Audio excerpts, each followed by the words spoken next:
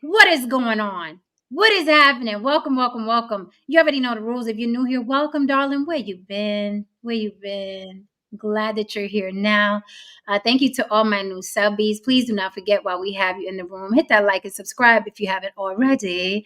Also, I have another show we are producing, Lily and Eyes. You can see my co-host there on the bottom. It is called Sisterhood Sips. It launches on Monday.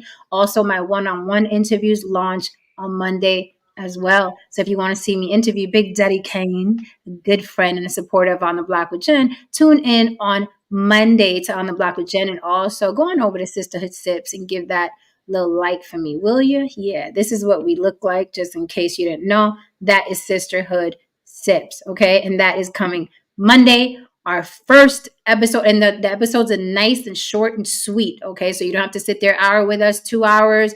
We are talking for about maybe 30 minutes. Lily and I happen to date the same man, and we compared notes. And oh, did we compare notes? Be our first episode. So that is coming to you on Monday. I told you guys we got new content. I just got a delivery of all our skits. We also did skits. So we have that coming to you as well. So you guys stay tuned. Follow everybody on the board. As you can see, our names are on the screen. Please follow on all our social media. You know, follows and subscriptions are currency. And we cannot do this without you. And we appreciate you. If you want to support the show, please, by all means, throw mama a Cash App right there. Cash App on the Block with Jen. If you're catching a replay, I love getting a Cash App and I'm not on air. It's like a little surprise gift, and I appreciate you. You ain't got to give me your money. So when you do, I know you are feeling the show, and we appreciate you. Also, you can use the super chat feature. You already know how that works. It's right there. Okay. Chat, hold this down. Panel, go ahead. Go. Fun fact about the music you just played, it almost became the official theme of the Brazilian Summer Games, but it fell through at the last minute.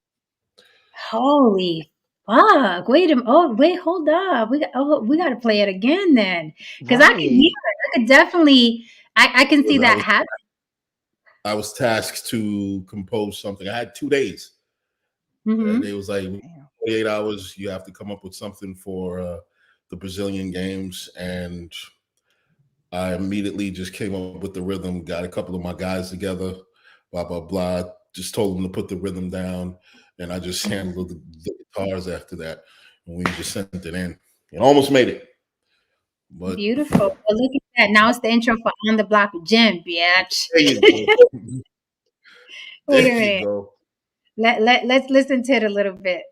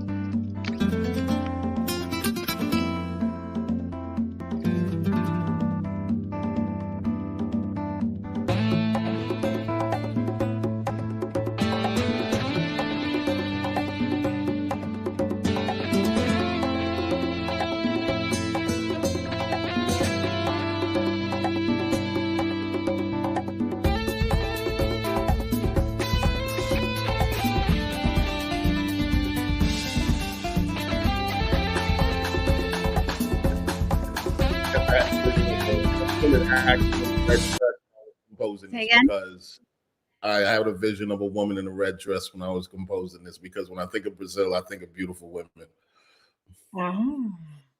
So it's I wanted something sexy. I wanted something a little sexy. No, it does. I can imagine. I can picture like a montage of things happening. You know what I mean? While the music plays. Great job. I'm going to have to do a reel to that. Yeah. Oh, that's what we should do. Duh. Yeah.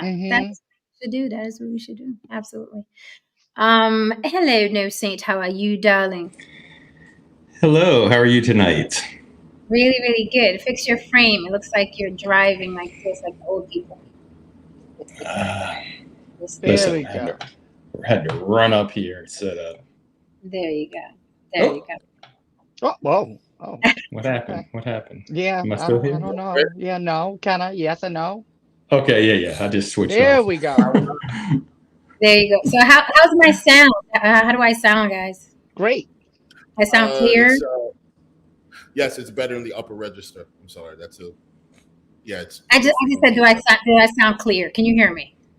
Yes. Does it sound like I'm mic'd? Yes. Yes. Sounds like I'm okay. Haran? All right. What happens? Again, if it doesn't go on the arm, I'm gonna have to change it. What happened?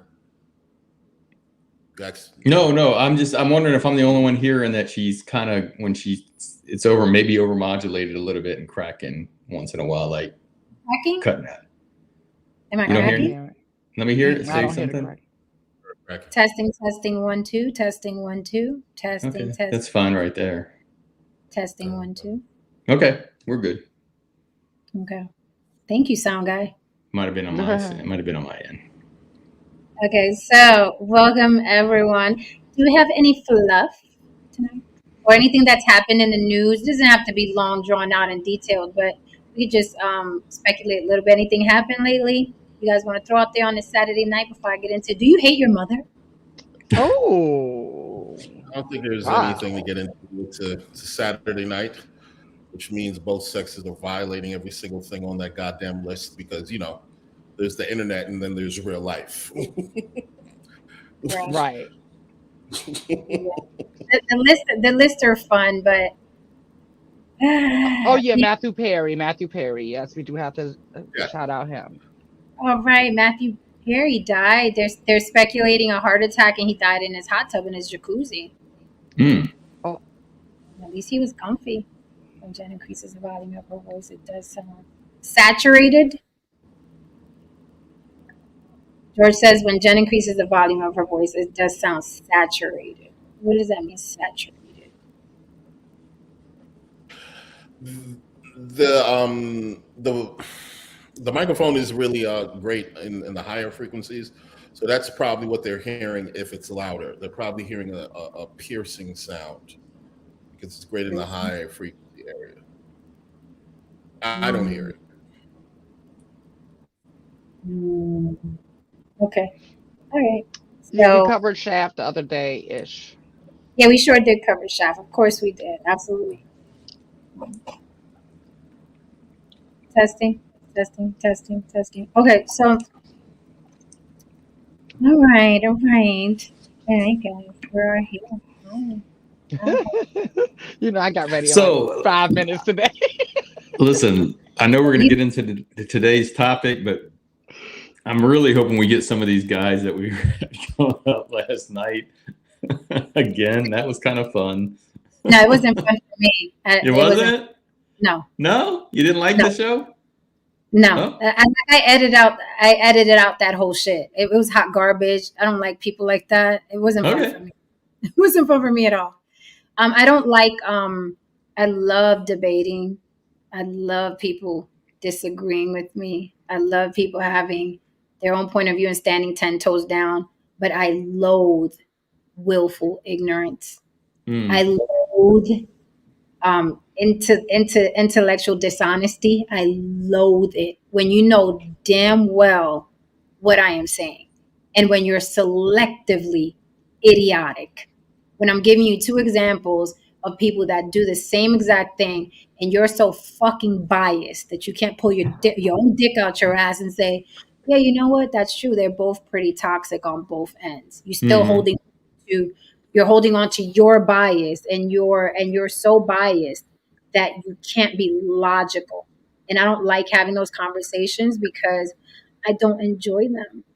I love a good debate. I love disagreeing. I mean, you see us do it up here all the time, but I loathe willful ignorance. I loathe intellectual dishonesty. He knew good and goddamn well what I was talking about, and pretending not to at his age is a little pathetic. And then doing the same thing, Mr. Research, I'm right and you're wrong. I'm right and you're wrong. Talking to a child, literally talking to a child. Like who does a debate like that? I'm right and you're wrong. I'm right and you're wrong. Like it's immature. So no, I didn't enjoy it. I don't enjoy those type of debates at all. Well, I think probably because you were in the midst of it, but it's entertaining to sit back and watch you debate someone like that. It's entertaining to sit there and watch you. So maybe because you were fighting it and it wasn't fun for you, but just to watch you like slice and dice, I found it entertaining. But well, as long as people are entertained, that is the point. That is why we're here. So absolutely, that's why we're here to entertain. Here's the thing where you missed a wonderful opportunity to call Kev C out on his bullshit, but you missed it. Okay. He told you to stay out of the situation because you're a non-black person. Yeah. Right. Or he didn't want to talk to me about it. Yeah. Here's the thing. He didn't want to talk to mixed company. Yeah. Mixed company. But here's the thing. They have no issue. They have no issue with you coming in with open arms and essentially giving them a pass when they want to run around here with the bullshit. When they would essentially want to be given a pass for their degeneracy. When you sit here and you make excuses for their bottom-feeding fucking behavior, they have no problem with a white face actually supporting them. See, this isn't about black faces actually supporting these. What just happened? That's George. There's an echo with George. George, lower. Okay, go ahead. This isn't about non-black spaces being non-black people being in these spaces. This is about non-black black people being in these spaces and not agreeing with this bullshit.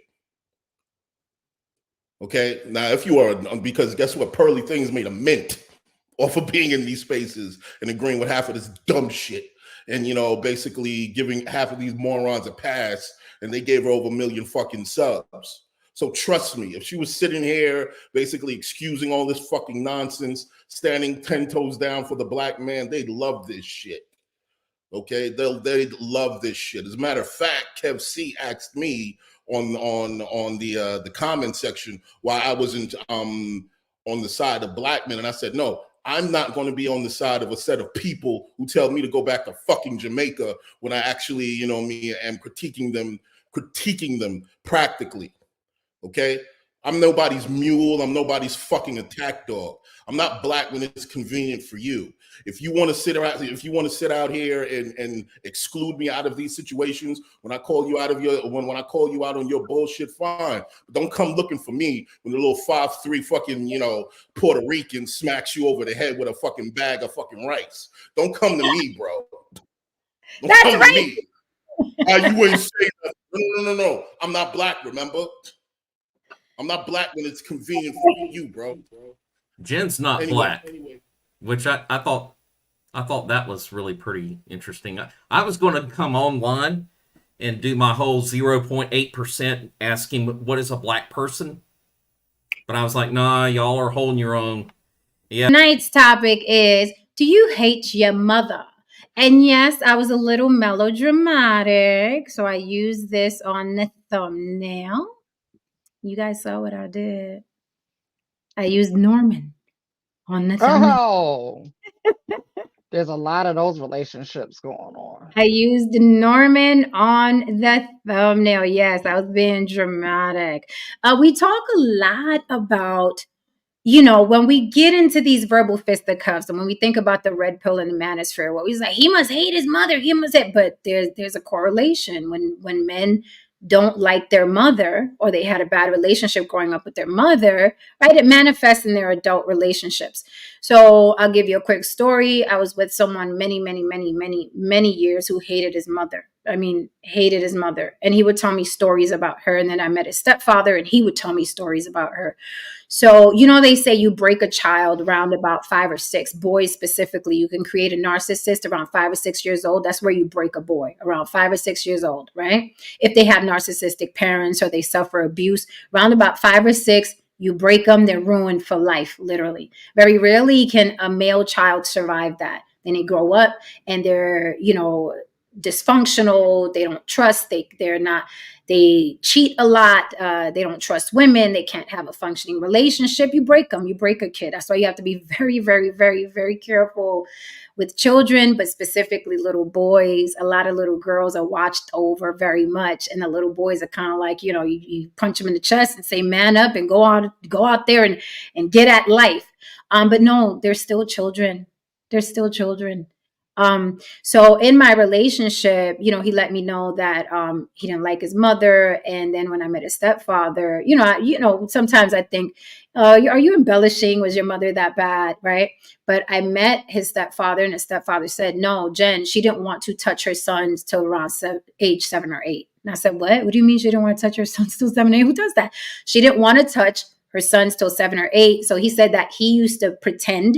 He used to set up a tent in the backyard, and he used to pretend that he was taking them camping, because she would wake up and be like, "I don't want to see them.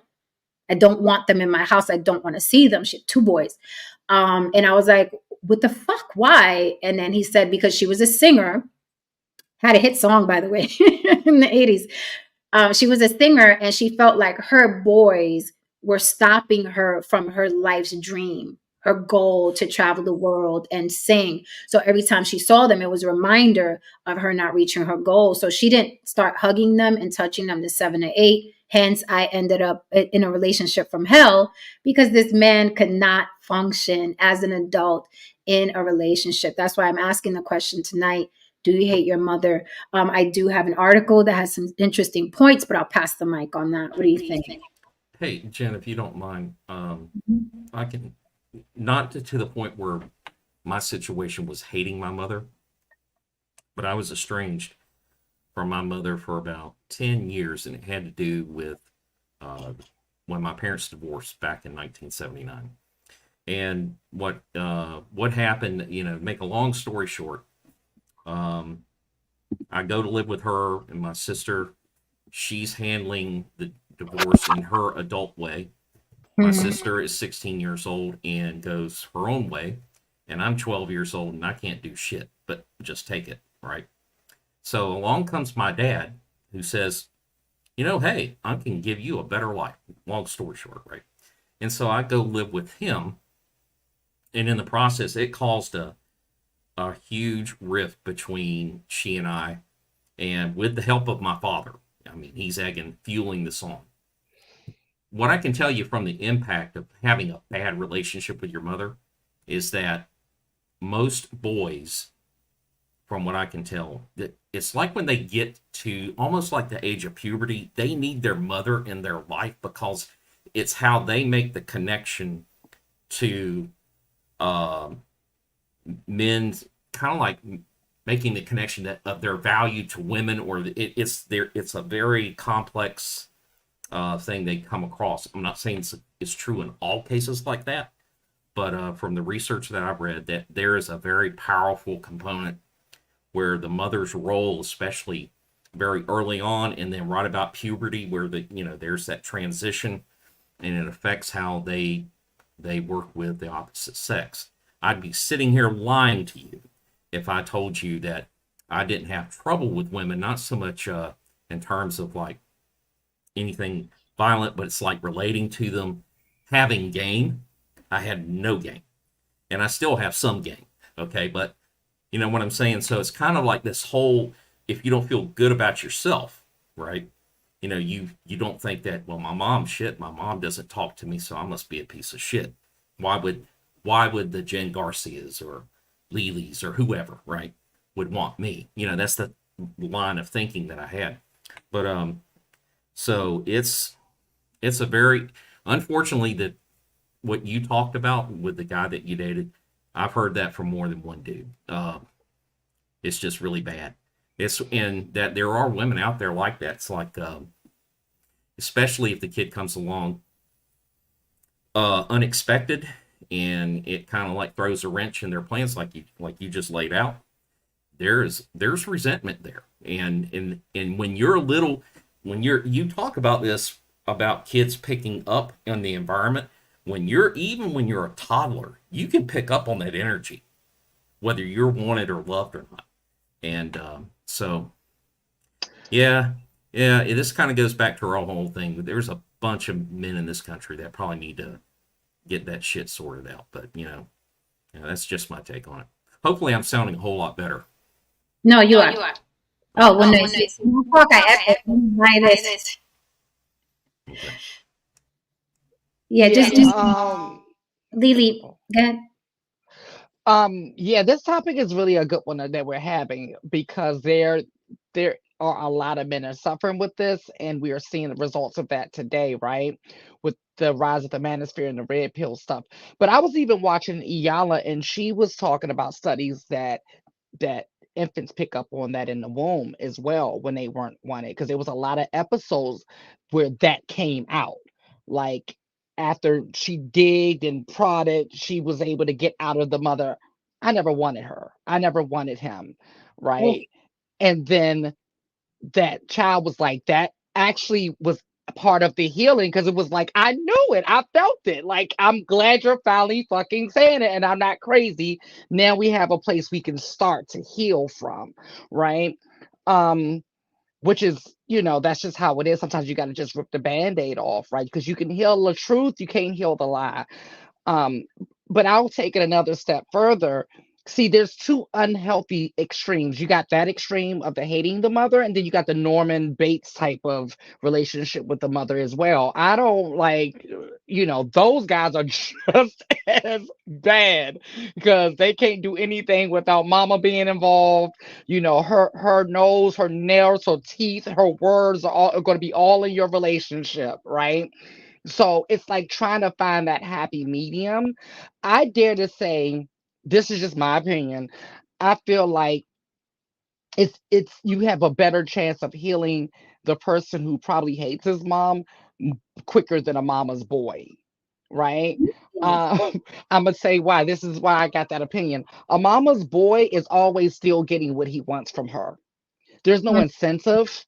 There's really no incentive, because the biggest consequence maybe for him is that he can't keep a steady relationship, but he don't care because he always got the relationship with mama, right? So, but with the guy who hates mom, he can't keep a steady relationship, and he doesn't have the relationship with mama, so he'll be more in tune with getting something done about the problem, right? Because once there is hope for those that get that healed, right? To heal that situation somehow, some way. Because until that's healed, no, I don't believe you can have a healthy relationship. I don't believe those men can receive love. It can be the best partner that's dropped from the sky. And if he hasn't healed or found peace in that situation with his mother, I don't think he can receive your love. That's just my opinion. So I want to say something to what you said, because I think a lot of people are in pain about not being wanted as an infant. And I would love for people to let that go, because sex makes babies. I said it before. People love sex. They want sex. They have sex. They don't necessarily, it's almost like the symptom of having sex is having a child. Most people don't want the responsibility of children. And I say those things and people cringe and they're in denial. And no, how could you say that? I love my children. I didn't say you didn't love your children. I said you more than likely just wanted to fuck. Right? It's very rare that two people come together and say, let's have a child. This is what I want to do. More than likely, the majority of people having sex just want to feel good. They just want orgasms, right? But orgasms make babies. But I would like people to just let that go, because at the end of the day, I know you're born with two parents and you're like, oh, you're supposed to love me. You're the first woman I'm ever going to deal with. You're supposed to love me like no other. And dad, you're the first man I'm ever going to deal with, and you're supposed to love me like no other. But these people are just people trying to figure it out, just like everybody else. And I think there's a misconception that as soon as someone has a child, they turn into this perfect human being and they have to do everything right. And now you're raising another human being. No, more than likely that person is also going through, ups and downs in life, or money issues, or their own emotional, PTSD. And now there's a whole child involved. Because it does sound hurtful, like, oh, I didn't even want you. Look, we were just having sex and then you came here. And I think I would love for people to take the charge out of that, right? Because sex makes babies, and it doesn't mean that you can't be loved and wanted very much elsewhere, and by someone else, or in life, or find fulfillment doing other things, helping people, big broing or big sistering children, or feeding homeless, or nonprofit work. There's so many other ways that you could find that connection with human beings, because a lot of times you're not going to get it from your parents, and you must get your own closure. But a lot of people live with that. I wasn't even wanted. Like, you gotta let that go, because that's the majority of people. They just want to. Jen, you hit the nail on the head about that, and that's where I had to come to. It's like there's just certain things, like with my mother, to this day, she will like half-ass acknowledge certain parts, like, hey, I did this, could have done better, but chooses to leave other stuff out. And I was like, I had to make a decision. Do you want a relationship with your mother or not? Do you want one or not? And so I obviously made the decision I did, and I had to forgive and let it go. And I'm not saying it's easy, but you're right, because like y'all talked about in other areas with like men, and Haran and you yourself basically say, look, life's unfair. You get dealt a bad hand. You got to deal with it, and you got to move through it. And so and that's the other thing that I realized. This world doesn't give a shit what happened to me. That world still keeps on clicking. And so I've got to, it's kind of like, sooner I just or work through it, fight through it, the better off I'll be. And fortunately, the past 30 years or so, it's been a good process. But yeah, this is a pretty interesting topic, because there were things that I could have asked my mom about. Mom was a very good looking woman. That's another thing. Women who are very, very attractive, models, stuff like that, and they have a kid. A lot of them don't want to have kids because it's going to ruin their figure. I shouldn't say a lot, but some. Okay, but things like that come up. But Lily, let me throw this question out and kind of maybe take it in a slightly different direction, if I can. Is there any truth to the old adage about boys who become gay or go gay, that they had a bad relationship with their mother? Or is there any truth to that from what you know? No, I haven't seen. Hold on, put it on mute real quick, George. I haven't seen that. The only thing that I do see that affects children sexually is when they're introduced to sex prematurely. They touch, they're shown sexual images and things like that. That is when they are left either sexually confused or hypersexual or asexual. Those are usually what I see. But other than that, not so much. And let me also be clear that every person that is gay or trans was not touched or introduced to sex, because that's another misconception that everybody likes to go to, because that is not my experience whatsoever. As a matter of fact, my mother would have burnt down the block if she just even suspected somebody touched my brother and I. So and she was super overprotective in that situation. So yeah, but I have seen it so many times with people, and that's not just people who are queer, people who are hypersexual or asexual as well. Yeah. It was something else I wanted to bring from what George said too. Oh, about and what Jen said. For me, okay, I would never say I hated my mother. I can't even say I disliked my mother, but I did have mommy issues, right? Mommy and daddy issues, right? And yeah, you cannot expect no ownership from your parents. You sit there and try to extract ownership from your parents, you be ready to throw them down the stairs. do that. I always tell people, do not go seeking for ownership from your parents. That will hurt you more than the original offense would, right? And it can really make you like literally snap. So don't do that. What you did is what I had to do, and what Jen said is what I had to do. Is just look at my parents as two humans that fucked and had a child, and they were young, ill-equipped, no book, no training. They didn't go to no school for this shit. They just had a kid and was like, well, okay, what do we do now? Right? So when I looked at it from that standpoint and also looked at myself at that age, I probably would have ruined my kid way worse than the stuff that they did to me, because they didn't do anything intentional, right? But man, I would have ruined my kid's life if I at that age had a child, because I was way worse off than they were, you know. So when you learn to look at it like that from a state of compassion, see what I've learned about um forgiveness in certain aspects is what it does. It doesn't let the other person off the hook. It's actually letting you off the hook. Mm-hmm. And that goes back to what you were saying, Jen. It's like, just when you're going to let go of that and let yourself off the hook, because it was just two adults that got together. They were young, they wanted to fuck, and you came and they're like, oh, damn. I So, have to keep this thing alive is basically right. how they're looking at it. That's how they look, like, oh shit, like this thing is here and I got to keep it alive. So I wanted to address a little bit, because it's so important what you said, Lily. Like, we as children, until we get older and know better, we look for that closure, we look for that explanation. I did the same thing. I went back and tried to have that. I was like, oh, I'm mature now and I could communicate. This is going to be great. I'm gonna go talk to mom and she's going to explain everything that went wrong, and we're going to sail up to the sunset and have tea. And no, you cannot underestimate what your parents use, right, to cope. That is denial. That is omitting. Okay, that's acting like that never happened. I wasn't there. Like, you were there. She was there. Remember, it was 3 o'clock. It was raining out. The Brady Bunch was on TV. Had the Fruit Loops, and then the thing came flying in.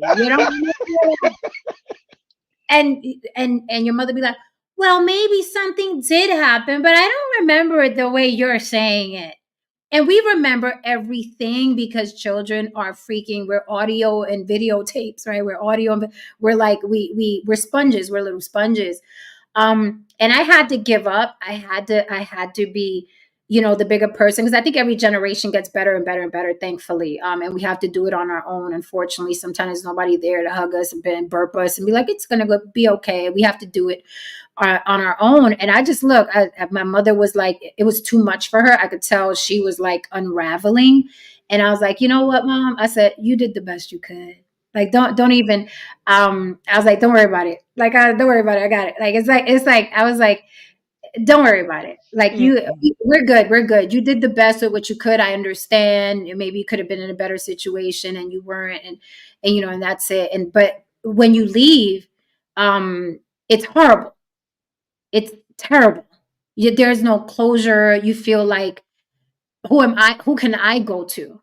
Who's going to give me this type of understanding that should have loved me? And it's like you said, George, it is fucking hard. It is not easy. You got to walk out like with the person that was supposed to give you, that consolation, that love. And it's like, I can't, because this person is broken beyond anything that I am. Like, if you talk to my mom, she'll still bring up stuff that happened when she was 5. Oh, I remember when I was 5 years old and such slapped me. I'm like, you were 5. But I was like, so if she's still there mentally, there's no way on earth she can help me with something that happened to me 30, 40 years later after that. So I was like, you have to pick your battles, and peace is best, especially with older people. So I was like, you know what, Mom? It's all good. You did the best. Earlier we made a joke and said that, particularly with men, if they have issues with their moms, they become serial killers. And if they have issues with their dads, they usually become the CEO of a fucking company. You know what I'm saying? Like, you know what I mean? It's like, either way, it's like, I'll show you. It's just a different way of showing, But from my perspective, I mean, I don't like either of my parents. I mean, I never really did. I mean, my mother's not a bad person. She's a Are you very an only loving child? person. Yes, I am. You're an only child, right? Okay. Oh wow. So Yes, you had to endure that without support. Right. absolutely. Yeah. Absolutely. So Yeah, I at least had I to, have my my brother. dad, I mean, my dad was gone or whatever. We didn't have a great relationship. My mother, she was very loving, but she was just she's very smothering. After a while, I was just like, ugh. I mean, and I just didn't particularly like either of them. However, pragmatically looking at it from a bigger lens, it was the '80s. She was a single mother. She was an immigrant woman. On paper, we should have died long ago. But I mean, through her work and her own sacrifices, we were able to thrive, and I tip my hat off to her for that. I mean, none of us, nobody in here right now knows their parents. You just know the person that is your parent. You don't know that person, because that person was somebody before they were your parent. And there's plenty of times in life where people find out things about their parents, like, oh, no, that couldn't have been my dad. No, no, wait, like, no, not my mom. Like, no, your mom too. Because guess what? At the end of the day, maybe the version of your mom that came to the forefront because you showed up. She could have been an entirely different fucking person on an entirely different fucking path. And people need to take their parents from here and just put them down here, man.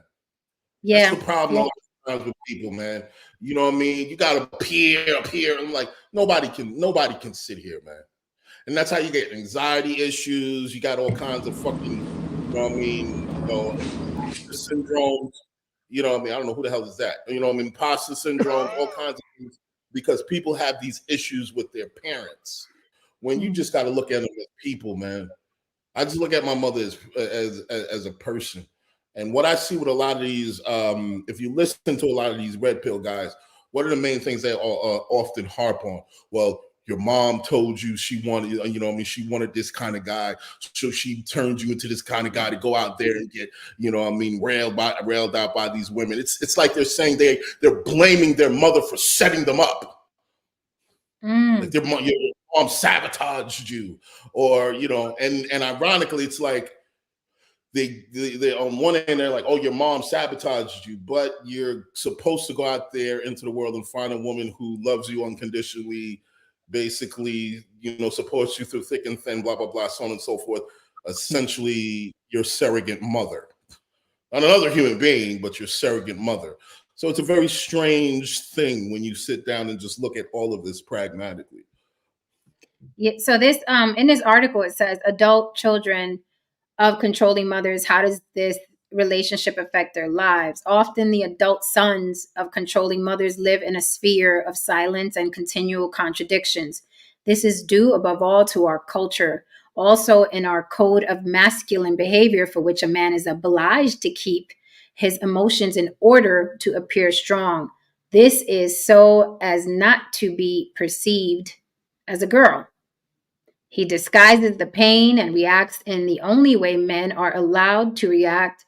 Thus, in a world where man is still being equated with the ideas of freedom or independence, it is not easy to accept the demands of a controlling, narcissistic, and manipulative mother. It could be said here that these adult sons of controlling mothers share with their daughters the same problem.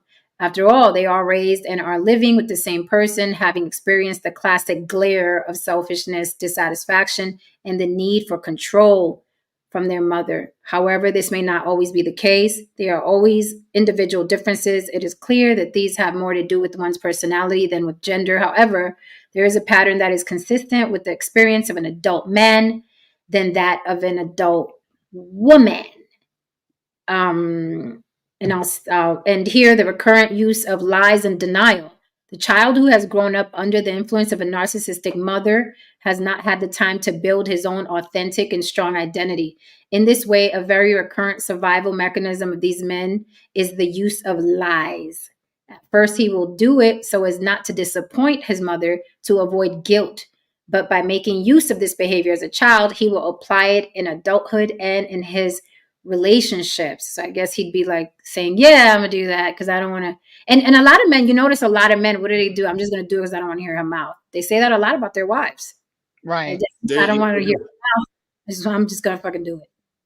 Right. So That's it. Like when are men allowed to be men? Mm-hmm. But you know when what? Are men allowed to be men? Look, man, at the end of the day, let's just call it what it is.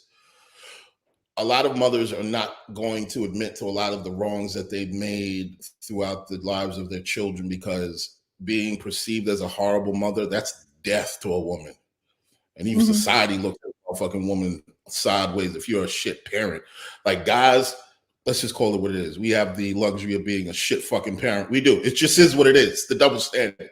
You know what I mean? Saying your dad sucks or the kid or the dad doesn't get the kids and the custody battle, so on and so forth. Nobody looks crazy at the fucking father, but if the mother loses her kids, if the kids say some wayward shit about the mother, that woman is seen like a piece of shit. You are dead right on that, Ron. So very well, your mom could have actually, had you fucked up out here in the world. But 9 times out of 10, she's not going to admit it. Never. Not going to hold herself accountable. It says strong emotional restraint. Emotions influence the adult children of controlling mothers. By suppressing the emotional needs of the child almost from the very start to place the mother's own emotional needs as a priority. That child believes early on that showing feelings is not only disgraceful, but also threatening to women. Therefore, the adult son who still lives under the influence of a controlling mother will continue to show a strong emotional restraint, which in many cases can lead to different psychological disorders like hostility. A controlling mother always creates insecure attachment. In a relationship where the male child has not been validated emotionally, very often he can show aggressive or hostile behavior. This is a characteristic that usually distinguishes them from the female children of controlling mothers. This means that the adult son who has grown up in this environment can show over-exaggerated reactions to certain situations. He may lose control and may react with anger. His ability to handle emotions is usually absent or very deficient. Look, listen, man, there's a reason why when a child is born, the nurse gives it to the mother to hold the bond with. Nobody says, hey, where's the dad? Like, hey, the dad. Like, nobody gives it to the fucking now. They do it now. Well, I'm sure, because they do a lot of things now that they really shouldn't be. But the point of the matter is that, in the animal kingdom too, the pup is with the mom and the father is standing, standing firm, looking around, making sure that they're protected. In nature, you see these things. If a child does not bond with the mother for immediately and for years, I can't know. There has to be some degree of psychological rewiring that happens in the brain. There has to be. There has to be some sort of in the brain that happens. Which is something I'm seeing pop up now with all the surrogacies popping up. I'm hearing people being honest and saying, I'm not bonding with this child, whether it's the mother or the father. Yeah. Well, I'll tell you what. A couple of things out of this that I want to throw some things out there. So all 3 of my kids when they were born, and I was most surprised with my firstborn because it was my first, it was a son. I was going to have a son. I was really surprised because it took me a while before I bonded. And I was expecting it to happen immediately. And don't get me wrong. I looked at, he's cute. I remember Erica saying, what do you think? Like 2 months in, I'm like, he just kind of sits there. He doesn't do anything. And I started questioning myself like, man, is something wrong with me? Because I'm not feeling this closeness. It came later on, but it came with when I started seeing personality, and it wasn't just a baby sleeping waking up, eating, sleeping for the most part, you know? So I think that with a woman, it's different because I think a woman carries a child and there's a bigger connection there from the start because it's inside of her. But I found that interesting. Another thing is, I didn't realize at the time, and I've talked to Erica about this a lot when we were, especially the first, I don't know how many years it was, 3, 4, 5 years, she would wake up crying and it would repeatedly happen. I don't know if it was once, twice a week, same dream over and over again. And it was about her mother. She had PTSD and I didn't realize it because I'm thinking PTSD that has to do with like going to war, but her relationship with her mom was so bad and so many hurtful things had happened that she relived it and had PTSD. And for someone who grew up with parents, decent parents, that, you know, it's bizarre to me to hear like what Jen said about the singer that was pissed off and wouldn't touch their kids to 5 or 7 years old or whatever. That is just so cruel. It is so mean. I could not befriend anyone that would have that if I knew they had that kind of outlook on things, because yes, having kids is going to derail a lot of things in life, but you had the kids. So your responsibility and you don't take it out on them. So it really, that's horrible. But I hear stories. We talked about it the other night with Kemper. His mom, the night he killed her, she said, I guess you want to stay up and talk all night again, right? And he was probably like 20 years old. And she had blamed him for her not having sex for I don't know how many years, right? So he beheaded her that night and then had sex with her and said, there you go.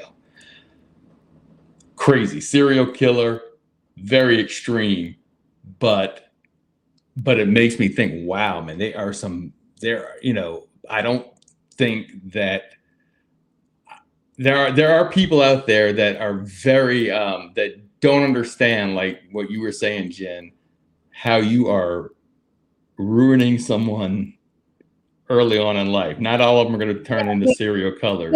And there are women, even though that they carry a child. I know someone personally who was like, even though, you know, she carried her child, she couldn't bond with her child for a while in the beginning. And I was taken aback and it kind of threw me on. I was like, ew, like who carries a child 9 months and can't, what is, you know, wrong with you?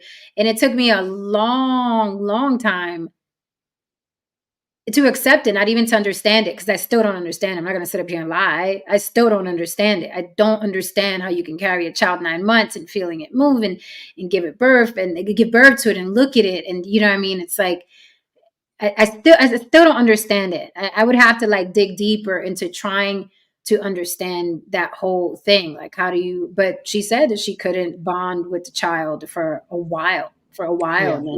I've actually heard that a lot too. Mm-hmm. And I want to say one more thing to what Haran was talking about how you think your parents are a certain way and you got to realize they're just humans. And it reminded me when I was probably 20 something years old. And I came home, and at that point, my mom and sister had moved to Nashville, and my dad was going to retire and move up eventually to Nashville. He did. And I was on his computer, and he was maybe 50-something, late 50s. And I saw a little thing that you click on for porn. And I was shocked.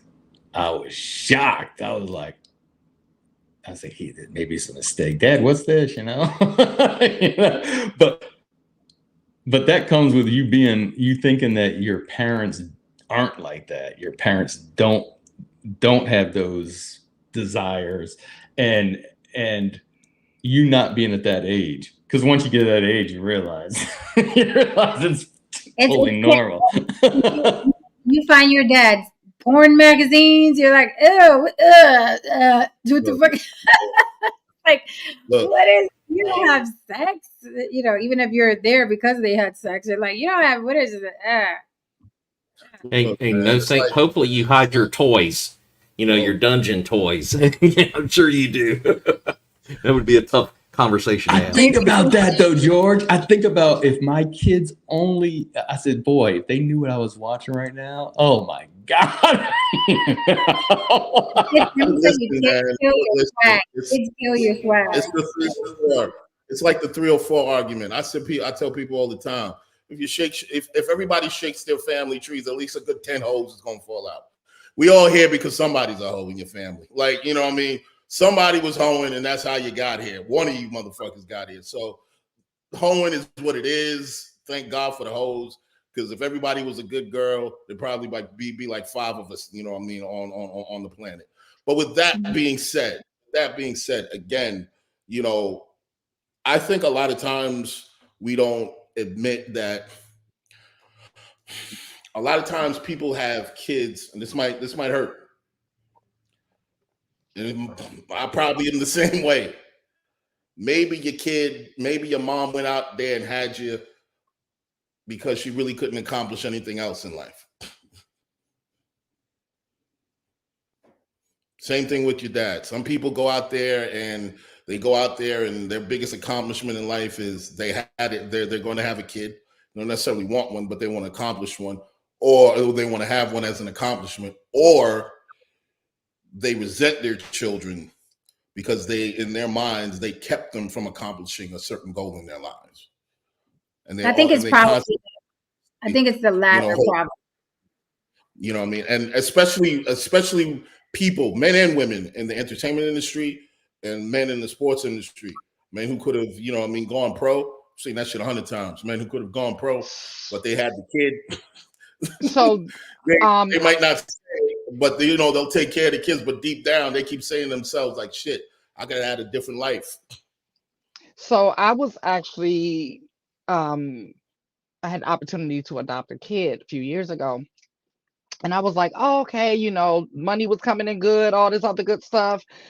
But I had a list of reasons why I chose not to, and that was on the list. I really just took a strong look at my current ambition and my goals that I wanted to achieve and how driven I was and am now. And I was like, if I get honest with myself, I feel like I would resent this child if I put this child into my life.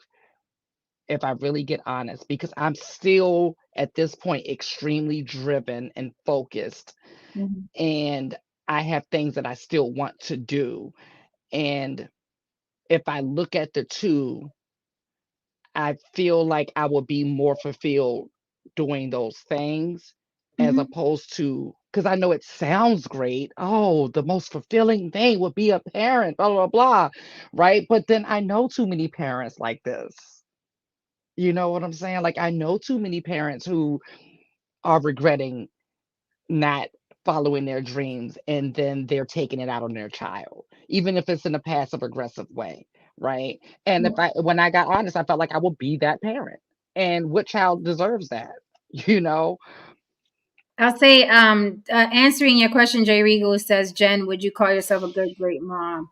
I mean, I'd do anything for my kids, but you have to ask my kids. And my kids, meaning my daughter and my grandbabies. Like, you would have to ask them. I can't answer that. She's a great mom. I'll answer for her. And I'm not capping. If she sucked, I'd be silent. But you know what I'm saying? I mean, she's great. If you weren't, I shouldn't have said nothing. But she's a great grandmother. She's a great, mom, straight up and down. I want to highlight a bountiful soul. It's a very deep comment. It's no. She said, I dated 2 mother's boys. Oh, yeah, that one. That is some deep shit. I dated 2 mother's boys. One committed self-deletion. Okay. One committed self-deletion. The other was attempted deletion. The third I stayed with for over 18 years because I thought that he was going to commit self-deletion. Sheesh. And that comes from a lot of them don't have life skills because mom hovers over them, so they don't have freaking life skills. So I can see that. Great segue to the next paragraph, because I told you guys before, there's some issue I've had dating in the past. Failed relationships and self-boycotting. Manipulative mothers consider their sons as their personal property. This toxic relationship has serious implications in his emotional development, in his psychological maturity, in his independence, and in his ability to make decisions. The evident consequence of this is the absolute difficulty in establishing intimacy and authentic emotional connection with his partner. Therefore, it is common that the mother does not hesitate to thwart off any attempt by her son to have his own space and to build an independent and happy life with another person. This gives rise to doubts in the mind of the adult son, and the boycott of himself is almost constant to the point of any and every relationship failing to conclude. It is important to emphasize a point: men are less likely to seek help and therefore go to therapy. Despite the fact that the man carries a good load of suffering, his capacity for denial is immense. Therefore, the adult children of manipulative mothers is a specific group that requires absolute attention, and our responsibility as a society is to help them. I agree 110%, and I will go deeper, because not only did I deal with men in the past that had those type of situations with their mothers, but their sisters as well. So it was a double whammy where I was dealing with a man where the mother thought he was her property, and the sister also thought that little brother was her property. And I was like, I'm not having it. I'm not having a relationship with you, your miserable sister, and your mama. You need to go on ahead and take that back to them. I don't want them in my life like that. And I'm not I have to like you to vibe with you. It's not automatic because you're an in-law, because you may be an asshole or a dick, but it's never automatic. It's never automatic. My relationships and friendships are not happenstance, right? It's not like, oh, you just happen to be related to the guy I'm dating, so I like you. I've never been that way. And people don't like me. I've gotten into situations because the mother and the sister, I didn't warm up to them fast enough. And I'm like, I'm fucking your brother, not you. I don't have to warm up to you. But I do notice that when, because I'm still friends with, some of these guys, and I noticed that there was friction when we were together between me, him, the mother, and the sister. And then after we broken up, the sister is close to him again. And I'm like, do you not see that as long as you're single, these bitches are happy? Right. As long as you're single, these bitches are happy. Now they're calling you and you're calling them and everybody's happy. But when you're in a relationship, I was an issue. And then why she don't call, and why she don't come to Thanksgiving, and why she don't celebrate Christmas? I was a huge issue. And not everybody's getting along famously. And I told one of my exes, I was like, I bet you and your sister close now, huh? And he just stood quiet. He was like, think about it. So I agree with this 110%. Look at Blueface. Look at Blueface and his mama. It's a sick situation. No, that woman want to be with her son. All that my son is my king shit, and you dress this little nigga up like a motherfucker who just came home from jail. You know what I mean? That shit is some twisted shit, man. That's some deep shit. That's some deep shit. These are the things we don't talk about in the Black community. Like earlier, we saw a clip of Nicki Minaj sunning her husband on the low, essentially speaking to him and calming him down as if he was a child. And too many times in the Black community, I've seen this situation where men get in these situations where they're not dating their wives, they're not dating their girlfriends, they are with their mothers. And these women are speaking to these men like they're children. So the guy I was with for 11 years, that was like, I had the horrible relationship with, and his mother, the one that his mom didn't touch him to 7 or 8. I mean, I didn't know the consequences of that. Because I was young, I didn't know the consequences of a man that wasn't touched to 7 or 8 till I was in it, right? I didn't know the consequences because you're young. You don't know about psychology. You're just like, oh, your mom was a bitch. Okay, moving on. No. There's no moving on. There's nothing but hell and hell and hell. And when I broke up with him, I remember, you break up to make up and break up to make up, and we broke up, and he was very adamant about, you left me out here to fend for myself when you left me. And I was like, was like, did you say something? No? What is happening? What is happening?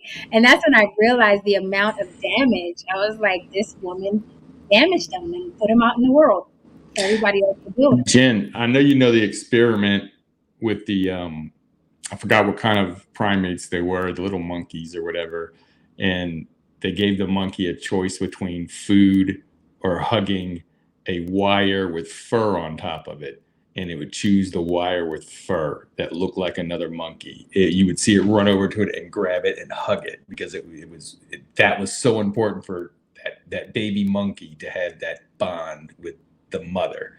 So yeah, I truly believe that what you're talking about was a direct result. This 11-year relationship with this person was a direct result of messed up, because children need that. Children need that connection, and you could just see this. Most animals are going to eat food every time as long as they have everything else met, right? They kept this baby monkey, it's kind of cruel, away from any kind of affection, and it went to a wire with fur on it, like just put over. It was sad. It made you sad when you saw how much it ran over there and just grabbed. It's okay, because I'm coming now, saying Lily will tell you what I'm gonna do and I get money, right, Lily? Yep. I'll be right with you. I'm gonna have a whole zoo. I'm going to hug sad monkeys. Yep, I'm gonna have a whole zoo. I'm gonna go out to the Jay Regal, that's a silly question. It's a silly question. It's a little immature. He's like, Jen, what attracted you to that kind of guy? Right. And no one knows that you're that kind of guy or that kind of girl until you're in it. Like, people don't look at, like, you know what I mean? They don't. Hey, you're dysfunctional. You hate women. You can't connect. You feel like you're in a bed. Let me love you. That's not how relationships work. Everybody, especially when you're younger, because when you're younger and you feel like you can help them and fix them, and like, oh my gosh, she did what? We're talking late 20s. I am now 49, darling. No, not the monkey. I'm gonna go hug the sad monkeys. Yeah. So with that said, guys, I do want look at the mouth on that poor little monkey. Look. Oh, the baby. Bring him here. I don't like his haircut. Oh my goodness. Oh. So Ron, say the last thing you gotta say, and then I'm going to segue for a Saturday night. All right. Well, the one thing that I really want to say here is that this all boils down to one thing. Female rejection from men just rarely ends well. It just rarely ends well. That's why we're having these issues right now. You got these guys, they're constantly being rejected by the women that they fawn after. You know what I mean? If men come into this world and they have issues with their mama, you know what I mean? They grow up and, I don't know, eat people like Jeffrey. You know what I mean? It's just always ends bad. You know what I mean? And it just speaks to just even subconsciously, you know, how men subconsciously we're always at war where how we perceive and view women. If we're putting them here, if we're putting them there, it's always that constant debate and argument. And yes, depending on where you place them in your life, it's going to have a direct effect on where you are and where you go in life. I will say that. Mm-hmm. Okay, so let's segue. I got something fun. We're not going to be all doom and gloom tonight, all right? Damn it. Somebody was saying something about, when we were talking about, like, we don't know who people really are. So guess what I got? I got something. Hold on. I'll be right back. Un momento. Oh, Jesus Christ, man. We're going to have to just divulge things about ourselves. It's being recorded. I don't know. Okay.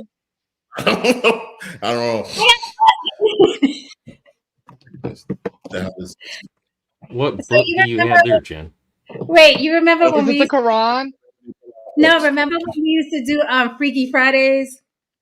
Yes. And Mr. Justin was always like, yeah, people don't know what women fantasize about. There's a whole book chock full of like fantasies. This woman, and she collected real fantasies of women and what they really want for men. So I bought the book because, Lily and I are doing Sisterhood Sips on Mondays. and we're going to use some of the stuff in this book. So basically, this book is called My Secret Garden. It's women's sexual fantasies. It's a classic bestseller. It's by Nancy Friday, and it is literally hundreds of pages of just women talking about what they want sexually. Hundreds of pages. They were free to say it. They changed their names. So they was like, I'm just going to say what it is. So I'm just going to flip through, seeing as none of us really know our parents, but do we really know anybody really? So we are just assuming that none of these women are parents, will never be parents, and never thought about being parents, have never been a parent. When you know somebody, when you know somebody, when very few people can hide who they are in the bedroom. Oh, I'm about to say when you grab their phone. That too, but very few people can hide who they are in the bedroom. The phone is a very close second. Yeah, it is. That's true. Yeah, people in the bedroom are definitely different in real life. Let me see. This book, I've never opened it, to be honest. The chapters look quite interesting. So I'm just going to grab a page. I'll just flip through it and just pick something. Okay. Uh-oh. These women are talking about their husbands. Oh, my God. Of course they are. What a time to snitch in a book. All right, so let's just grab one. Let's grab one. Okay, Madge. Let's see what Madge has to say. Madge says, what a relief it is to admit to fantasies and to tell them to someone as understanding as you obviously are.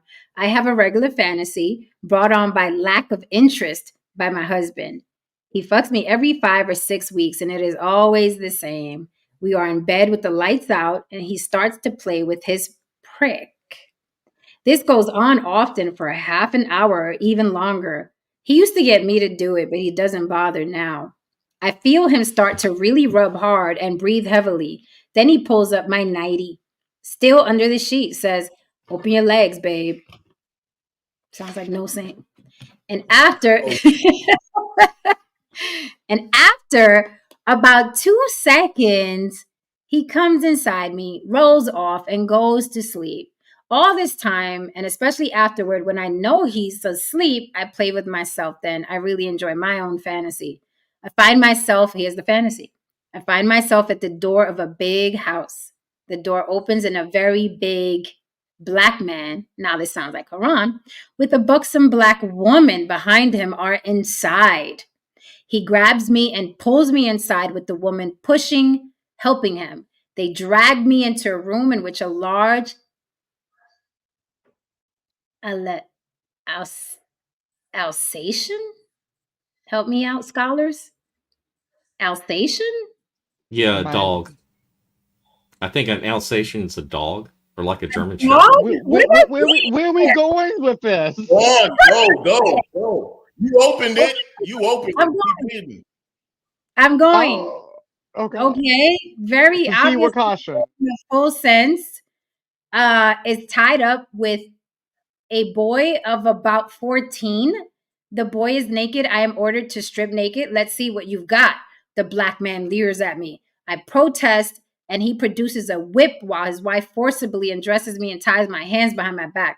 She takes his trousers off and exposes his penis, which is abnormally big and stiff as she rolls his foreskin back. She rolls that shit back and forth. I am forced to kneel in front of him, and when he tells me to, I am forced to use the words cock and prick to describe it. I am made to beg to be fucked, and he makes me say the word fucked several times to emphasize it. Then the dog, it was a dog. George, it was a dog. It was a fucking dog, George. Then the dog is unleashed, and I am forced on my back while the dog is coaxed so that my head is by his penis, and he starts licking in between my legs. I have to feel his penis and rub it gently. Finally, I am made to turn around and... Okay, so next fantasy. Yeah, I'm not liking where this fantasy is going, but let's just go. Few things. Go ahead. I'm not shocked that a woman named Madge has this kind of fantasy. Not It's just Madge. something. It's just something about a chick named Madge having that Well, fantasy. That Do you think she's white? well, no, that was Madonna's nickname. You know that was Madonna's nickname back in the 90s. That's exactly what I'm saying. That because Madonna is a wild one. Anyway, secondly, notice how she calls her husband's dick a prick, and she refers to this black man's joint as a penis. See, ladies and gentlemen, I assure you that black man didn't have a dad bod in this fantasy. I assure you. But let's just take note. Let's take note. This is the real fucking deal. These are the type of fantasies that women have and don't say out loud. That's what this book is. And this is why I'm saying all the time that men think that because they like an abundance of sex, that they're right. That doesn't make you a freak. You just like having sex. If you could get in a woman's mind, you'd run holding your nuts out of her house. Well, let's be fair to the husband. I mean, she might have brought up the fact she wanted a dog in the room, and he probably said, "Listen, I'm just going to fuck her every 5 weeks. And I'm just going to tell her to open up, babe." I'll be frank with you right now. I'll be frank with you right now. 9 times out of 10, 99.9% of the time, men are not as creative and adventurous sexually as most women are. It's just not. That's a fact. Completely agree with you. You know what I mean? They're just not. Like, I have heard some fantasies. I've engaged in some fantasies. I've had some fantasies myself that, you know what I mean, you know, a little bit out there. But most of the time, when I hear some of these fantasies that these women have entrusted me with, trust me, it will blow your fucking mind. I had one woman tell me flat out that she had a dream and a fantasy before that when she got married, that immediately, because she said that her husband was attractive, but also his brothers were, and her father. She said she had a fantasy that they all gangbanged at the fucking reception after she married her fucking husband. Were they hot? Very graphic. What's up? No, she said she had that fantasy that they would all gangbang her. Well, she said that they were hot to her. She said that they were hot to her. Yeah, she said they were hot to her. She said her brothers were talking about keeping it all in the family. Yeah, that's what it was. And she was getting passed around with, you know what I mean, and whatever, what have you in her fantasy, and she was loving every bit of it. And I didn't judge her, because, to be honest with you, pretty much was one of the most tamest fucking fantasies that I was ever told about a woman. It's some crazy shit. Yeah, I was about to say that is kind of tame. Yeah, that's a tame one. Yeah. Now you see these two men over here, like, well, goddamn. No, it's tame. It's tame, but it's just like, you know, if it's 3 guys. I was making. I wanted to illustrate a point. These two women are here. They're like, oh, that's nothing. There's nothing. Them two dudes over here is like, wow, that's wild. That's insane. Like. And there is my point. There is my point, man. Let's move on to Abby. Hopefully there won't be any canines in this story.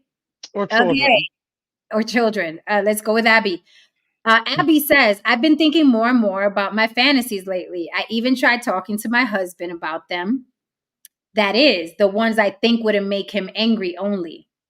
I wouldn't dare tell him that I often think of my old boyfriend, of how it used to be with him, nor of my thoughts of some unknown man who has forced himself upon me, which in my imagination, I seem to enjoy. For some odd reason, while having sexual relations with my husband, I prefer him to be fully clothed. And while we are in bed, I'd rather not see his parts. I'd rather we have sex when I didn't have to see his penis. Although he enjoys studying my areas, I cannot bring myself to do the same. It turns me on more when things are left to the imagination, but my husband tends to parade his parts in front of me, even though I've asked him not to, and mentioned that our sex life might improve if he doesn't. You may therefore find it strange that in my latest fantasy, I tell my husband that I think I would enjoy watching him have sex with another woman. Not really someone we know, preferably some strange female. That way we'd know no relationship could come of it. But if we were to come true, but if it were to come true, I don't know if I'd had the nerve to allow it, yet I keep thinking it would be fun. I always have fantasies of me with other women, but these women have no face. I mean, there are no one in particular. These occur usually during masturbation, which is maybe 2, 3 times a month. I don't really have lesbian fantasies. I don't think I'm gay because for me to do the act on a female, to me, it seems repulsive. But the idea of a female doing it to me seems pleasurable. Selfish, perhaps. I don't know. I know I began this letter by saying I do discuss some fantasies with my husband, but I'm afraid that even that is a fantasy. I can't think of any fantasy we've discussed, but then we have a communication problem anyway later. That was the safe, right? Yeah, that was safe. That was safe. Whack. Okay. That was fucking whack. Okay. Fucking whack. Go to therapy. Okay. What the fuck? Yeah, she's bi too. She just doesn't want to admit it.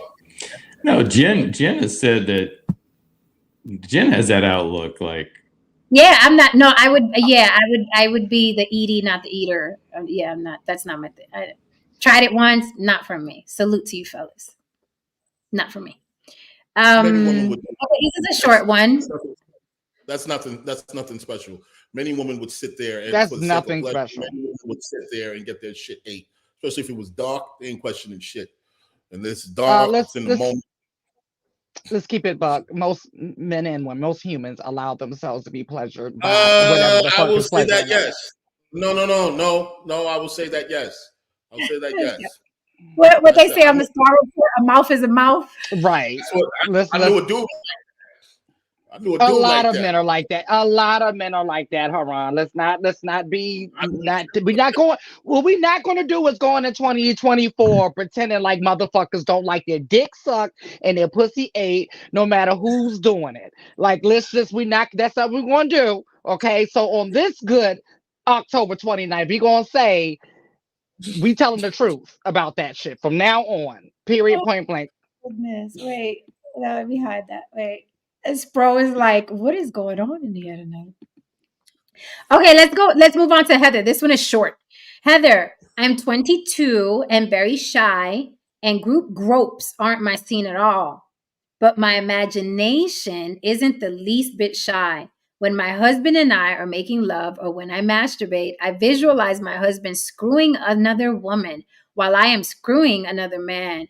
We're all in the same room or in 2 big double beds, and I can see what they're doing in a big mirror. It excites me very much. I can't remember when this started or why it started, but I very rarely reach orgasm without thinking about it now. She's going to do it. That's it? That's it? She just fantasized. That's it? You want to see it? That fucking sucks. Where's the good stuff in this shit? Right now, Madge is like right here. She's in the lead. Right. I'm being careful because I don't want to run into another dog, Haran. Right. Well, I mean, this is scary. This looking scary. At least her shit is like, okay, this is getting interesting. You know what I mean? This other shit is like, I picture my husband making love to another woman in front of me in the mirror, and we're all caressing each other, and there's violin music playing in the background. Like, nigga, the fuck? Yes. Or maybe I'm just so fucked up. I don't know. Yeah, it's that part. Let's see this one. Yeah, I'm afraid of these stories now. Shit, it's a long book now. I see there's a pattern here, husbands. There's a pattern here. All these fantasies start with my husband, wah. Right. I have another one.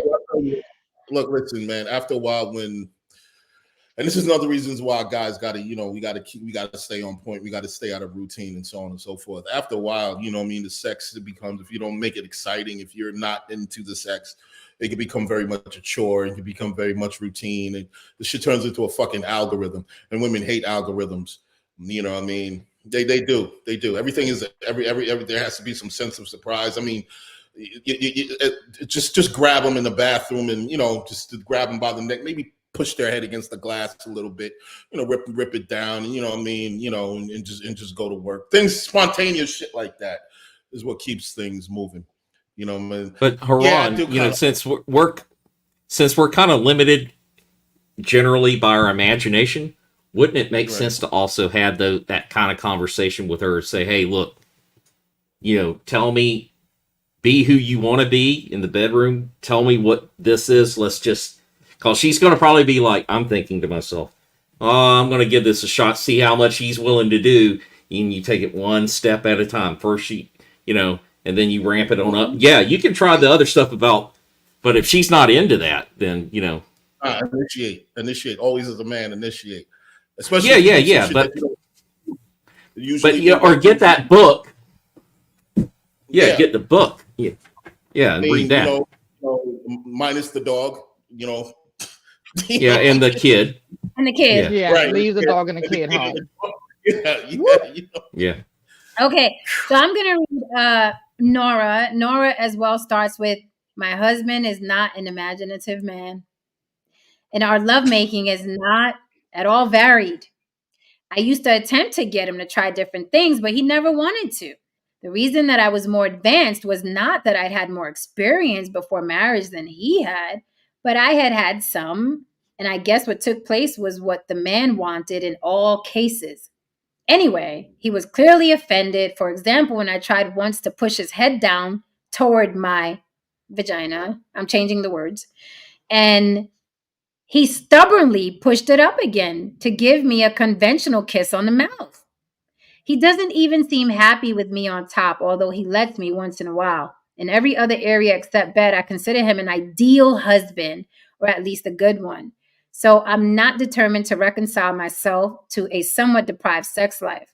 The way I do it is I achieve variety with my fantasies, and I achieve an orgasm almost every time by using them. I think variety is the key to the whole thing, and the reason so many marriages go stale is that they just do the same thing over and over and over again. Well, so do we, but in my head it's different every single time. I do it all quite deliberately. I can tell when I'm getting ready for bed whether my husband is in the mood or not. And if he is, I get myself all sexed up mentally even before I get near the bed while I'm brushing my hair and undressing and so forth. Sometimes I linger longer in the bathroom just so I can get to the right point in my fantasy. Then when we're having the same old version of sex, I'm having my old Arabian Nights. I mean it. It's like the 1001 Nights with me as a Scheherazade. Oh, Arabian. I'm about to say the Arabian concubine. Okay. The good stuff. Concubine. Okay. Telling myself a different sex story each time. For the first dozen or so times, it was just me and a man.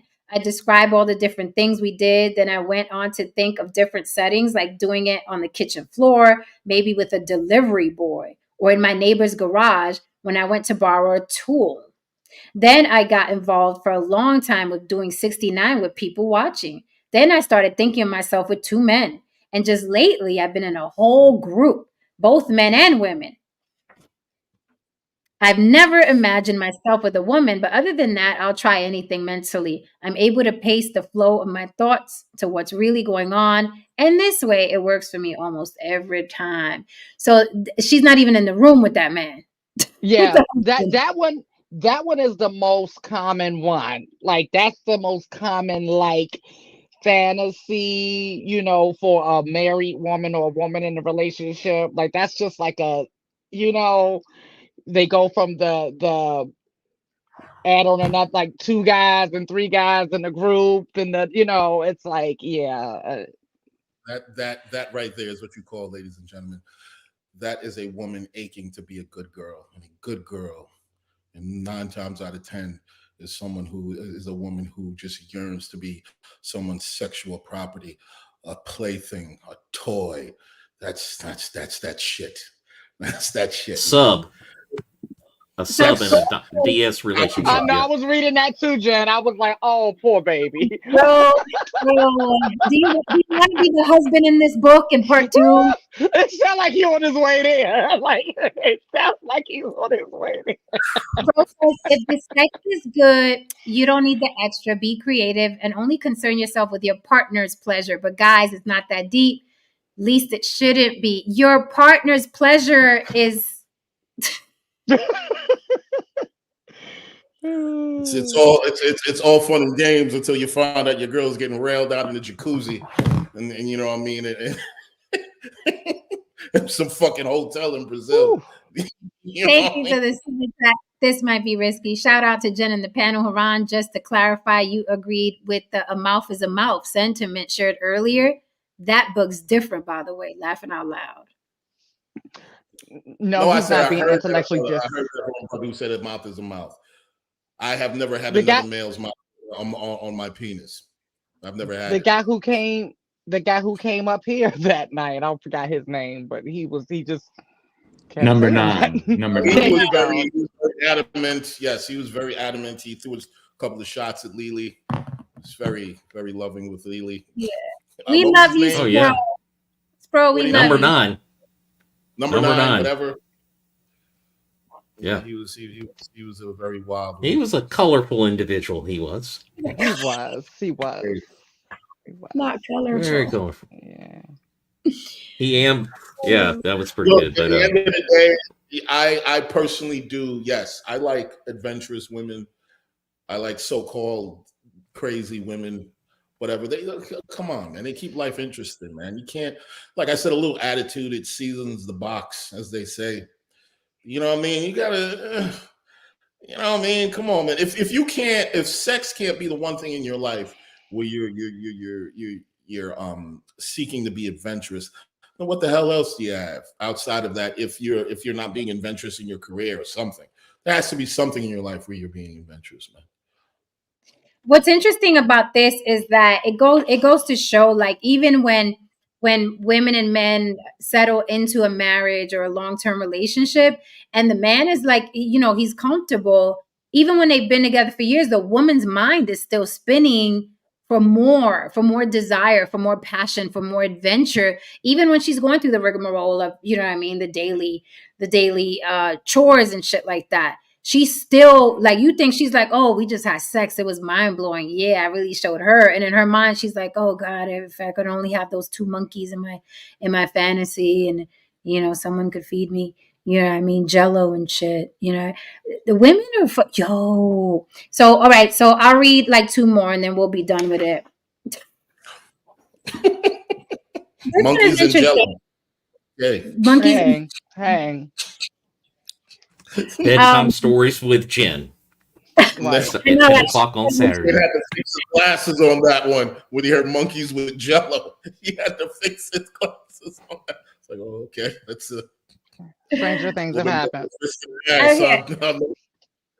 All right, so Corinne says this fantasy really happened.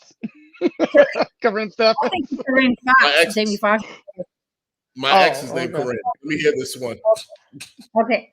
So she says, this fantasy really happened. What I mean is that it was told to me by the guy involved. It happened to him and another girl. But I've always loved the story so, and I like him so much, even though we've never made it together, that I fantasize that I am the girl that he and I do make it in this very jolly way.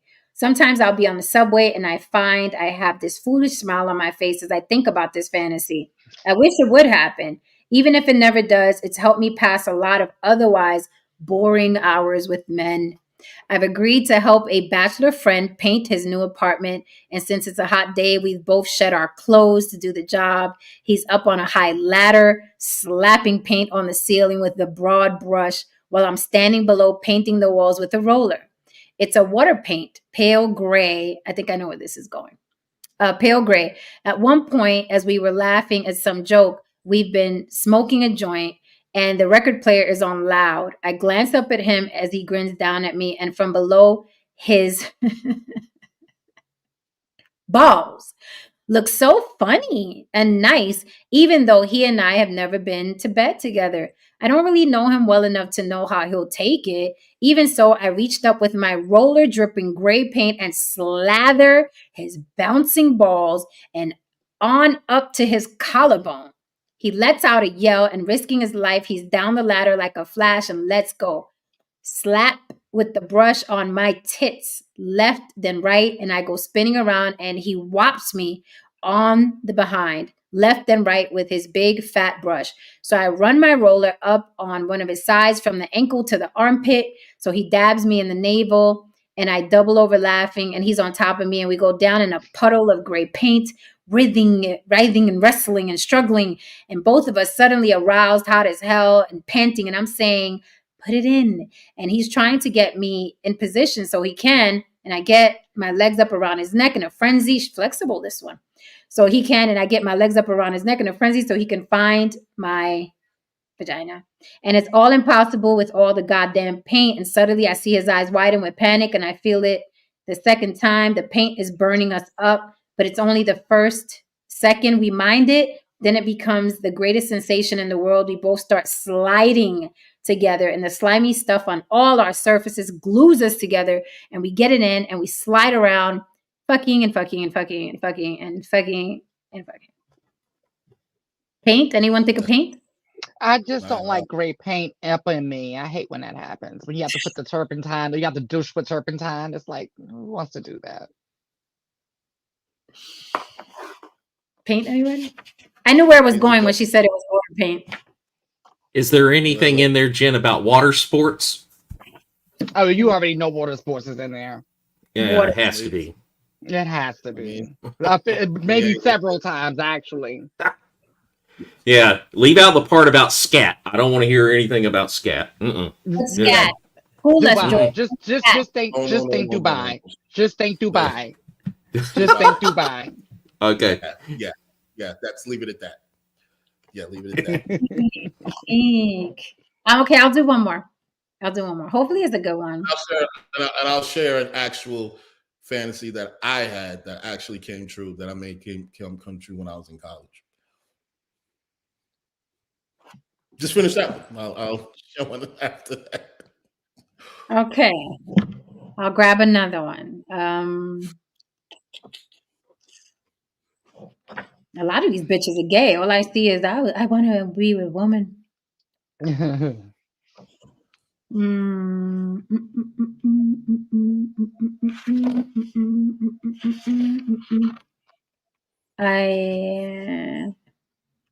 want to hear the mother. Jen, if you go down there to the local dungeon, you'll see all kinds of stuff. There's a dungeon here in Vegas. Well, I'm sure it's Vegas. Oh, yeah. He knows a few dungeons. Exactly. That shit is Vegas. Yeah. Right. It's like set on top of dungeons and shit. Pretty much. Some of these are there's a lot of sexual assault in this book. Well, that's the number one fantasy for women. So that's that is a number one fantasy. So that's definitely not. What's the funniest thing? You know, it's the funniest thing about those lists that really, really, it just showed how just out of touch a lot of people are when it comes to these dates. Like, who do you think is the one who, out of both of these genders, who do you think is the one that insinuates sex on the first fucking date? Who do you think is the one that implies it? Men. Not a lot of time. Imply it, but actually create a situation where that shit happens. Do you think it's the man or the woman? Well, the woman is the one that gives the green light. Absolutely. But a lot of times in my experience, and speaking to my brothers, you know what I mean? A lot of times the women will shift it in a way and create signals where they want to fuck after the first fucking date. This bro wants to come up for the last couple of seconds to hear what he should do with his marriage. Bro, you better get. He was a bit perturbed in the chat. Oh, it's pushing his pearls. Right. I like, I'm gonna send him some pearls for this show when he watches the show.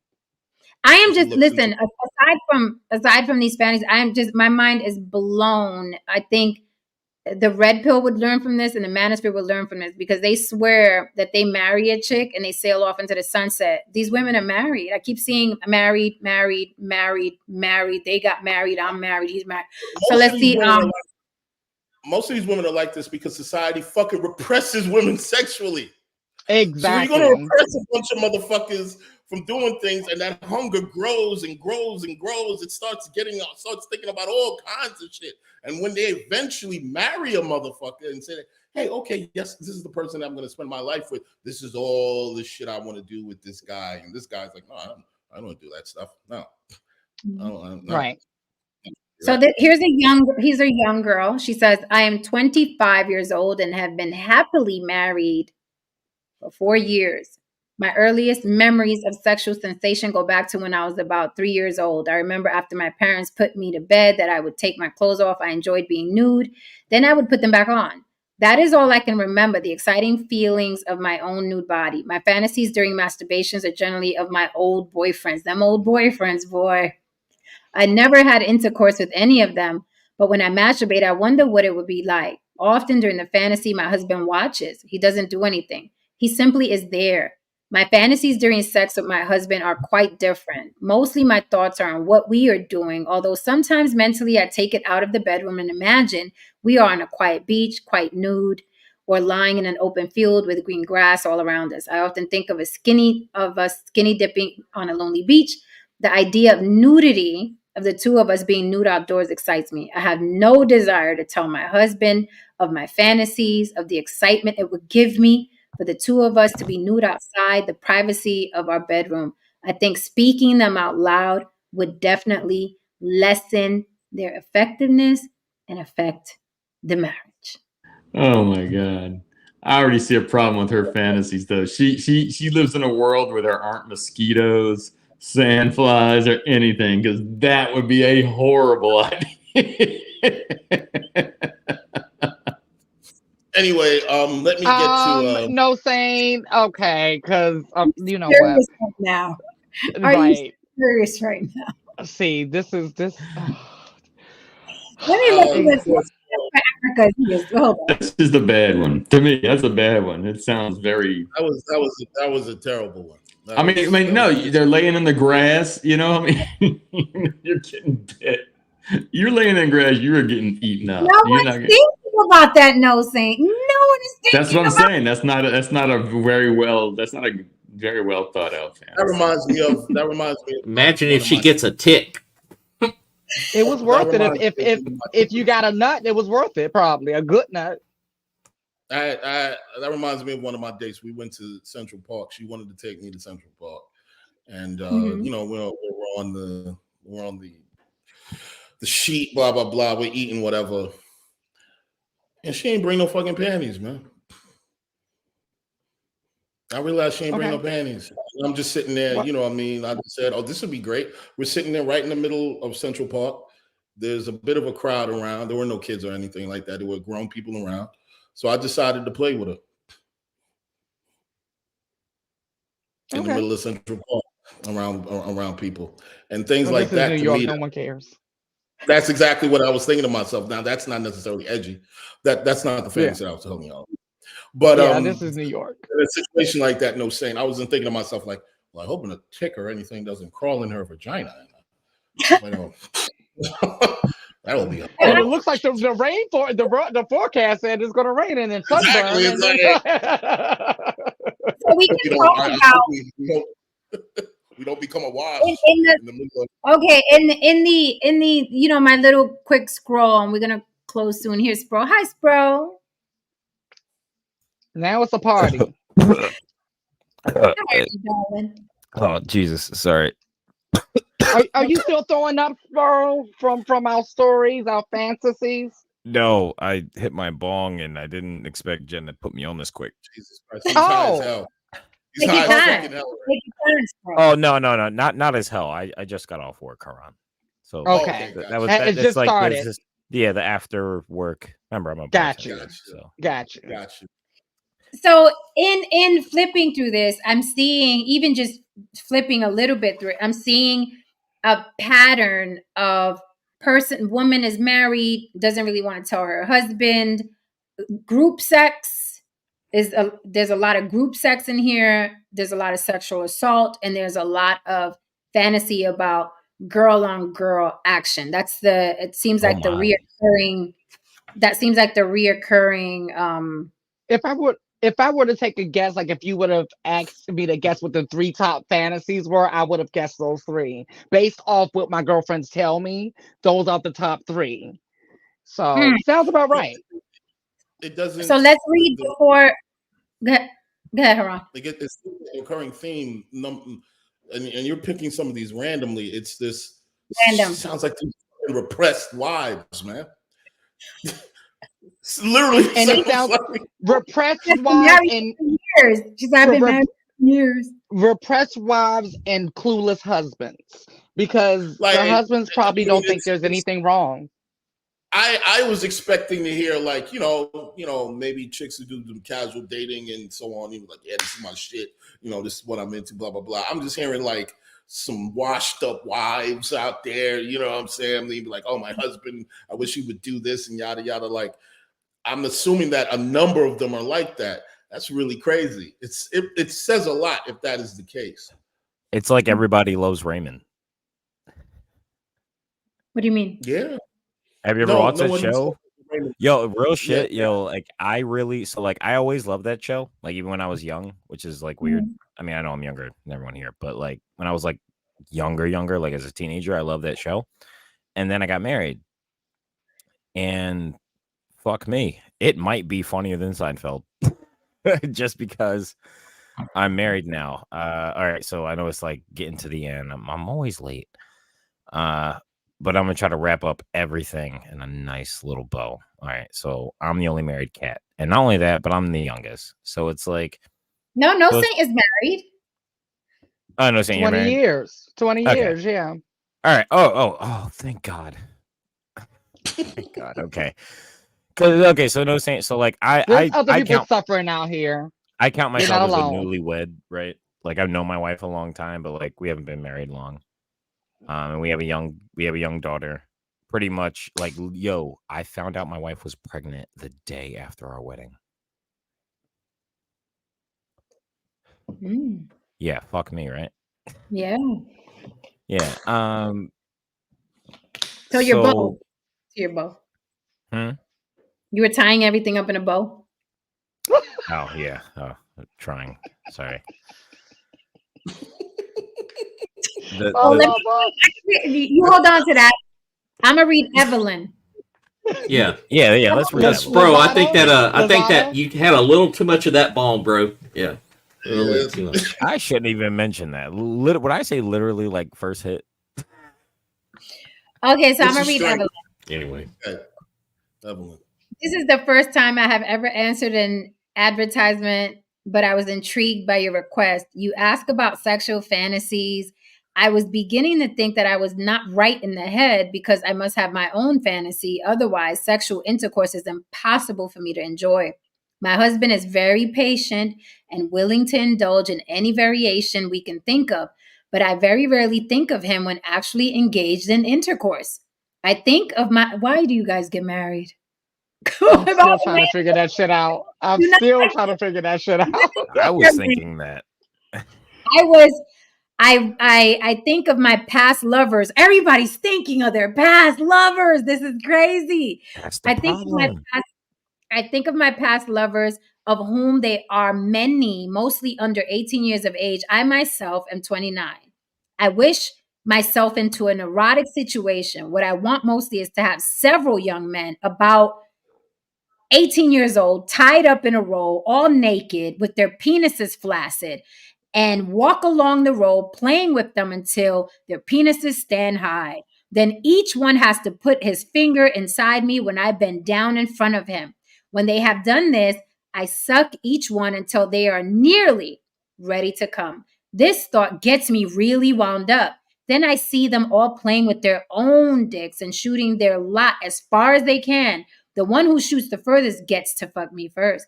And so on down the line. I never get a climax until the last one puts his tongue on my nipples and apex gently. Then I come all over him. If this fantasy were offered to me in reality, believe me, I would not run from it. This letter is quite true, and although it was hard to start, I'm glad I have written it and got it out. I am telling you. The freedom. Your freedom. Hear me, gentlemen. Sounds, This is how women think. that sounds like the retreat. There was a college retreat, and when we all got out there were some very wild things that happened. But one of the things that happened was that there was a line, so maybe 10 or 15 guys, and a woman, she sucked them all off, man. She sucked them all off to completion, like one after the other. So that kind of oh yeah, that's we pretty much all said God bless her. But anyway, that kind of reminded me of that. I immediately thought about that, like, oh shit, that kind of did happen once. I saw something like that. Oh yeah, it happened. I've seen some wild so shit. Before Spro ties it up into a bow, however long that takes, I just want to just share my experience real quick. I personally wanted to, if I could have sex and play an instrument at the same time.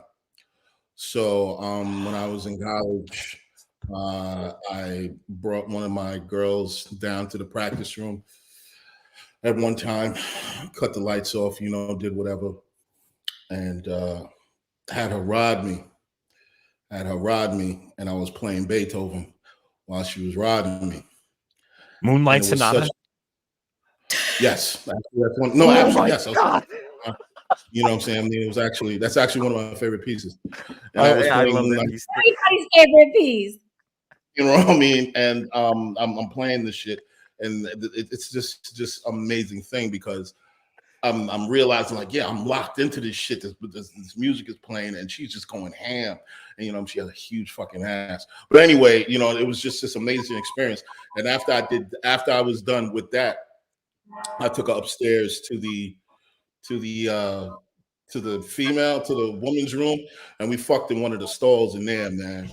You know what I mean? It was a great fucking time, man. Anyway, yeah, that's my shit. Every time that plays, I think about it every time when that plays, like, I wonder how she's doing.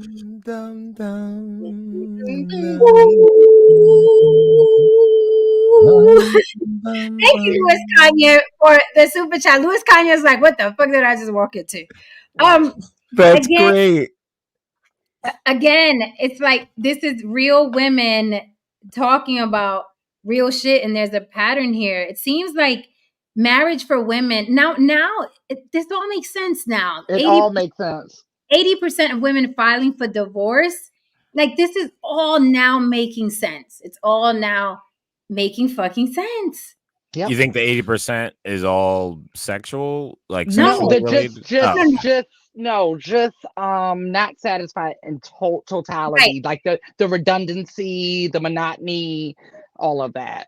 That's you know it's weird. Like, literally, it might have been like 2 weeks ago. I don't even know how we got on the topic, but I was telling my wife, I was like, yeah, like some married couples like don't have sex, and she was like, how you mean? And I was like, well, no. I was like, it's like a thing. I was like, I've seen it. I've talked to like cats. Like it like happens. And she was like what? Like the wives aren't having sex with their husbands? And I was like, usually that's what it is, but like it happens the other way too, and like it's for multiple reasons. And it turned into like a really deep, maybe not deep, but like a really good conversation about this kind of thing. And I'm younger.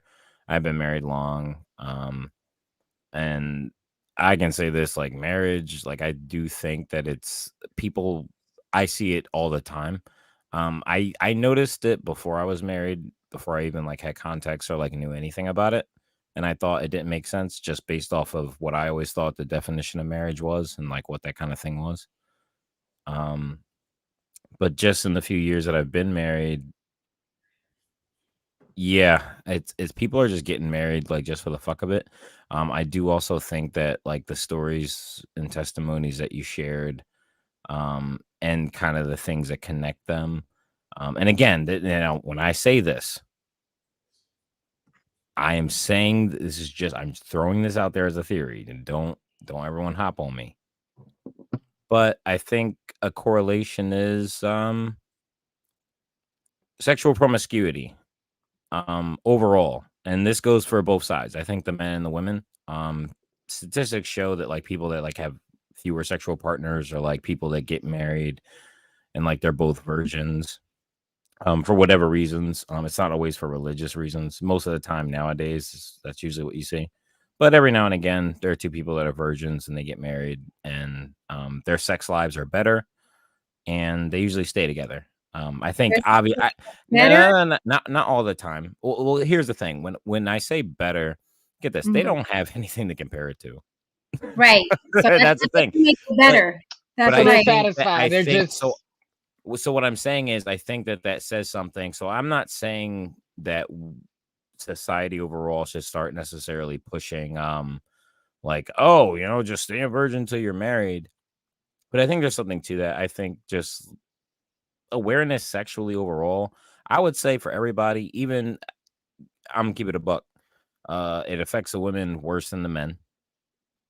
But like, try to keep the body count, like just be aware. And I feel like everyone always says that. Every generation is like, hey man, just be safe, and be aware. But I would argue, just from the stories you shared and like what we're showing, get this: if marriage is something that you want, if you feel as though you're a monogamous person and you eventually want to settle down with one person, then you probably, if that's something that you think may even be an option later on in life, because like young people, they don't know what they want. And like, even if they think that may not be the thing later on, but just when you're engaging with people sexually,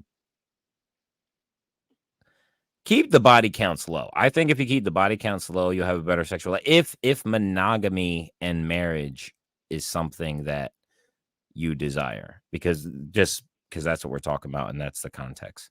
I think that great points, but I think the problem is that human beings are not naturally monogamous. Let's start there, right? So they're not biologically, and you can tell that just from science. They're not, and that's why calling someone promiscuous doesn't make sense. You understand? Well, what I'll say is, okay. No, wait. It's like calling an animal promiscuous, right? We mate. We mate. All animals mate. Like, you wouldn't go and call a monkey promiscuous. You wouldn't go and call a duck promiscuous. You wouldn't go call a tiger promiscuous. It is really society. This is how women think. These are young women. These aren't 304s. These aren't strippers. I've been married 45 years. I've been married 12 years. I'm 22. I'm 25. So this isn't just a 50-year-old woman who's had 1,000 sexual partners and now she can't be monogamous with her husband. Oh, no. I don't think that either. 25, 20. So when you tell somebody, keep your body count low, this is what all these women have been told, and this is why they're talking like this. Exactly. That doesn't equate. I'm not saying that equates for not like their the natural state.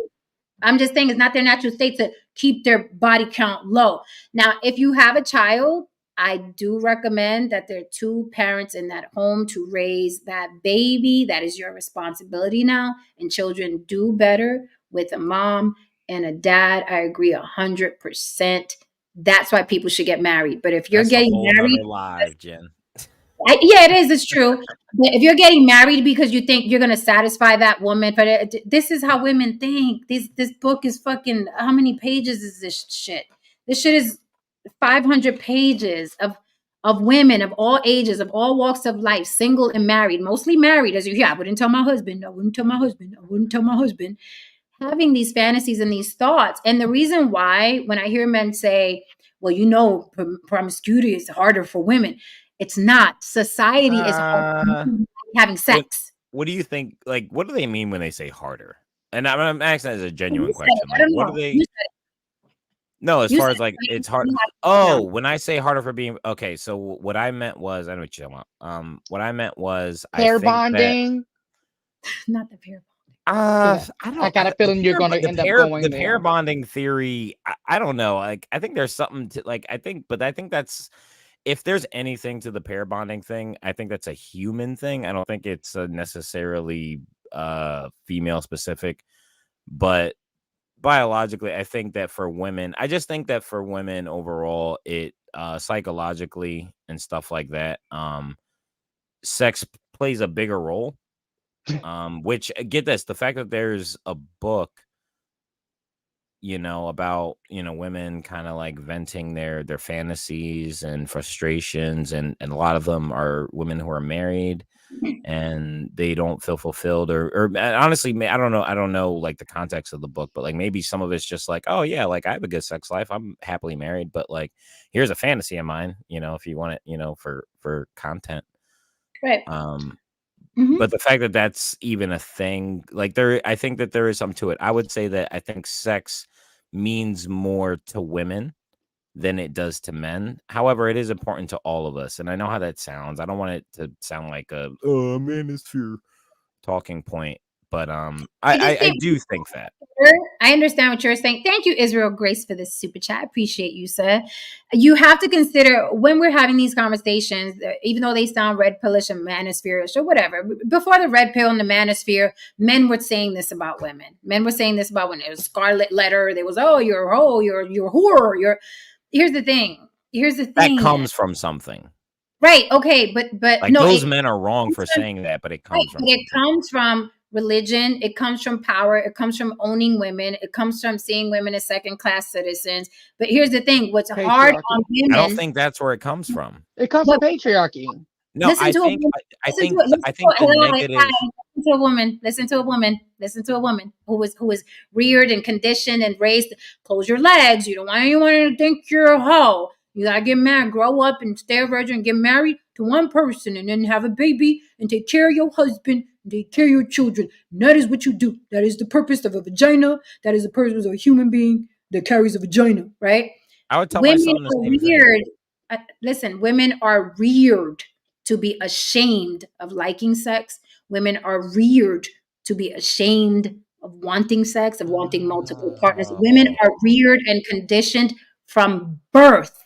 Okay. So when you say that it affects women differently, it's because women are thinking something is wrong with me. If I want to have sex, something is wrong with me. I am dirty. I am no good. I'm no value because I want 3 different dicks in one night. What is wrong with me? You heard the girl say, I thought something was wrong with me.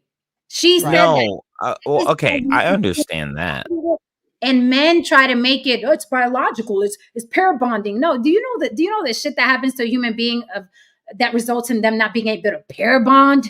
It could be your father slapped you when you were 3. It could be your mother told you never was going to be shit when you were 4. Like there's so many things that cause you to not want to commit to another human being. And it's not about, I had 3 I do not adopt the pair bond theory again. I don't think again, I do think there's something to it, but I don't think that it's women specific. I think just because of how humans are the way that we are, because we're so self-aware, I think that that's why it may play a minor part. But as far as what you were saying, I think that I wasn't making the argument that people should keep a little body count and it affects women more because of what society says about women and sex.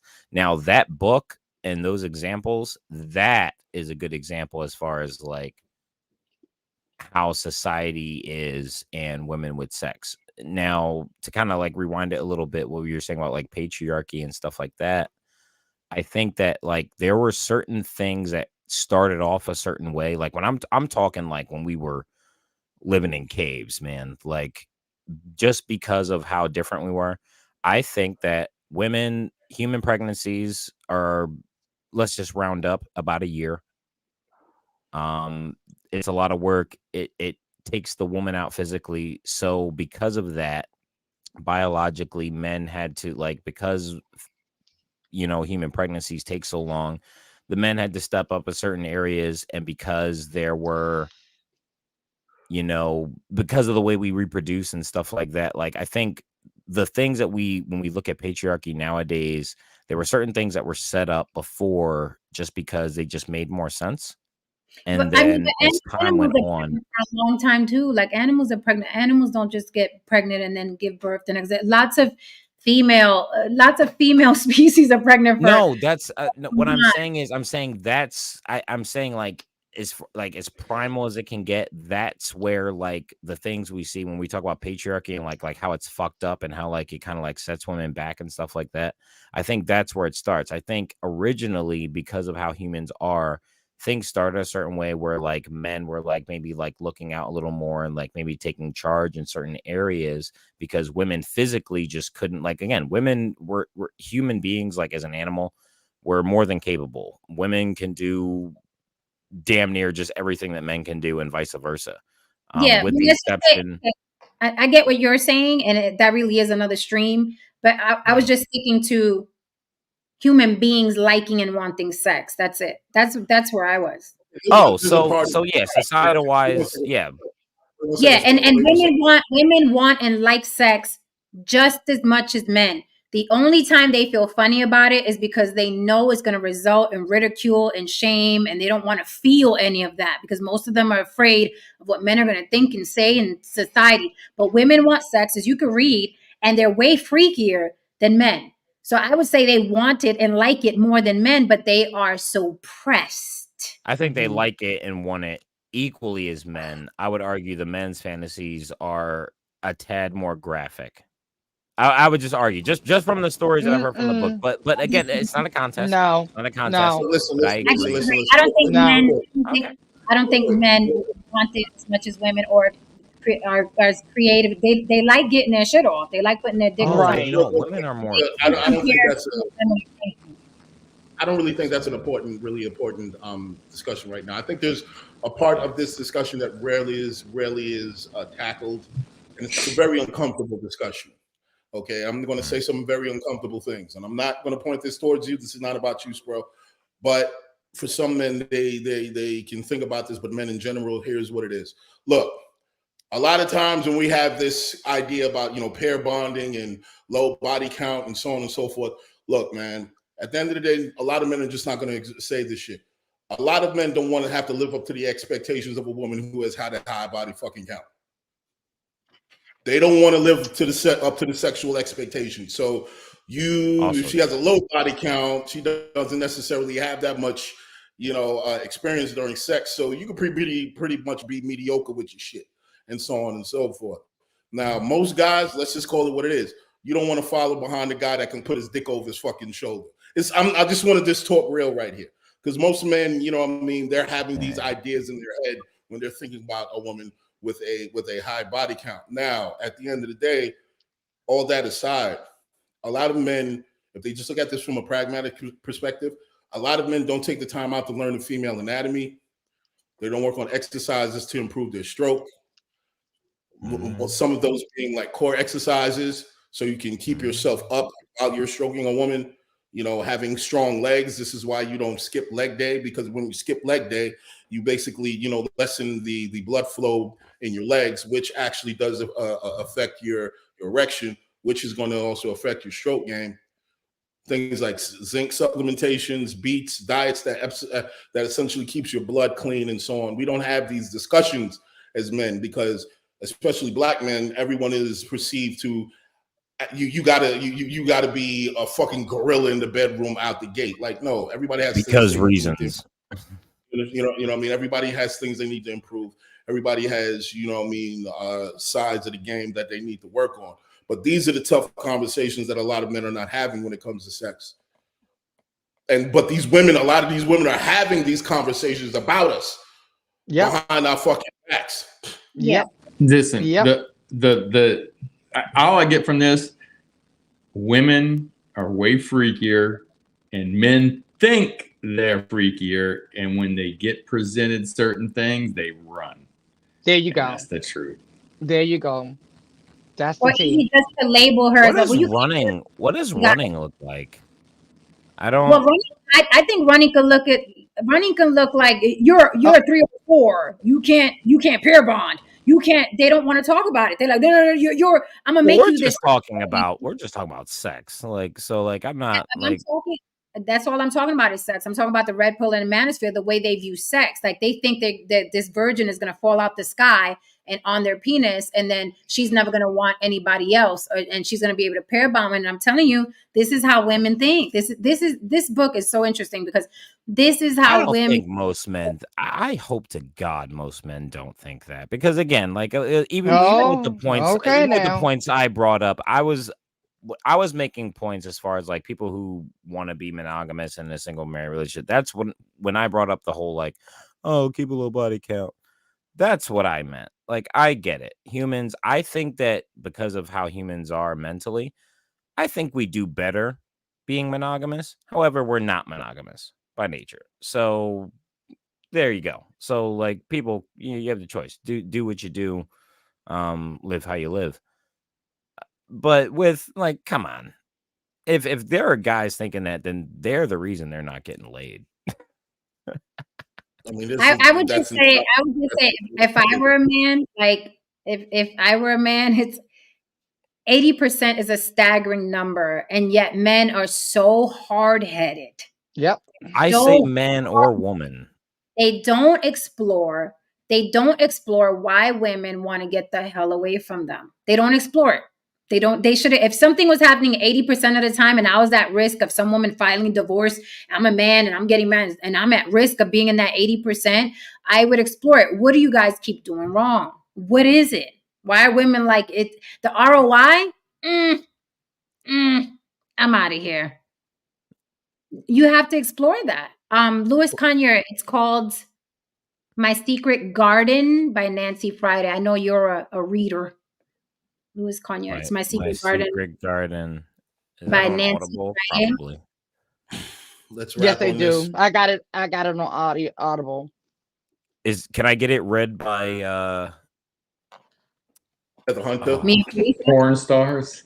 Right, Yeah. girl. no, not a porn star. I would want it read by like Christopher Walken, you know? Christopher Walken. Yeah. Can you imagine Christopher Walken like, No, I never don't want to told imagine him doing my that. Hey, you know, I want to read by That's Selma gonna be Hayek. funny. I have this fantasy. I think it'd be funny if Andrew Dice Clay read the shit. That would No. be fucking hilarious. Or Gilbert Gottfried. God rest his soul. Oh God. Oh no, Fran Drescher. I want it. Audible of Fran Drescher. Man, No, that's No. definite. Get That's a there and good definite night. hard-on killer. It's a definite That would be- hard-on killer. Rosie Perez. I'm talking about just for entertainment. Ooh. No. Cardi B. No. Cardi B. Actually, yeah. Cardi B too. Yeah, she would do great. I think Cardi B should start doing cartoons. I think she should start doing True, because she voiceover is a work. character. She is a cartoon character. She would be so like. Can you imagine if Boondocks was still in the air? Like if Aaron McGruder wasn't like such a bitch and like he brought the show back. I would love like if she. Oh, dude, season of the Boondocks. He left. Of course, I know the Boondocks. And you can tell. I talk to people who don't follow like entertainment or like cartoon news, and they were like, "Yeah, fourth season of Boondocks sucks." And I was like, "Oh, Aaron McGruder, he was writing the final draft every episode, and then he left." And they were like, "Oh." And Listen, like, this book this shit is wild. Woo. Yeah, I'm gonna listen to it. Spicy. It's some wild shit. Women are really good luck, guys. Right. No, wait, that's hilarious. I'm gonna tell my wife about it. What's the My Secret Garden. My Secret Garden. You know what, bro? I recommend that you tell your wife about this. It'll open up a conversation, and she may tell you about those. We talk about sex a lot. So which I think is healthy. Again, like again, kids married. I want to say it sucks, but like again, you gotta want it. We got issues, but I don't think sex is like on the top of the list. So I'm grateful for that, at least for now. We're young. Just keep communication open, and I know you think you talk about sex, but No. She talks about it differently with her girlfriend. You're right. We've had her girlfriend's having a different conversation than you all. No, we've had there've been a few like those talks where like something came up and it was like it wasn't like anything like too crazy or bad, but it was like, oh wow, really? And it was like, yeah, you think I'm weird? And it was like, nah, cuz hey, thanks for the heads up, and vice versa. God bless. There's nothing any man married to a woman can do about their woman wanting 18-year-olds, 14, 18-year-olds lined up, tied up. as she gets them hard all in her. Now this is ain't true, no coming but back from again, that. get this. But if you're married, back from that. But get this, I would argue that like some of the women, like the example you just gave, let's say there's a woman in the book that has that example. I would argue that there are some of those women, they're like, yo, I'm happily married. I love my husband. Like, yo, that is something. Yeah. I would argue, and I'm saying this from experience, like how I said, like there were a few talks we had where it was like, whoa, really? Talking about it, like especially because again, if you're married, you're already kind of wrapped around like I'm here, like I'm here, I'm gonna die here. That's the agreement, yada yada. Even talking about it, because get this, there are compromise, y'all. There are ways, y'all. Can you dig it? Okay. Like, you feel me? Yeah, Hey, either way, hey, keep communication. Communication. Got to be more careful. No saying how long you been married? No saying. Too long. I love the spectrums. I love the. I know, right? Yo, no saying. Yo, email me. No. Because honestly, like whenever I there's a few older cats I have like in my life now. Saying I gotta ask you a question. Married. I gotta ask you a question. I remember on God. Freaky Friday. I'm asking. I remember on Freaky Friday you told me that Erica is into a particular thing. Did you do that particular thing eventually? Nah. No, and not even a knuckle. No, no. Yeah, okay. And I'm gonna tell you, she has been very open throughout our time of telling me certain fantasies, and this is why and some of this is anecdotal because I've experienced it, and that's why I told you, Spro, that most of us run, because she has offered things up to me that most guys would say, wow, man, why didn't you do that? But at the time, my thought process was, man, that's a great fantasy, but what is that going to open up? I was too scared to pull the trigger. I mean, I'm talking about like, I want to see you with someone I know is her friend from Colombia.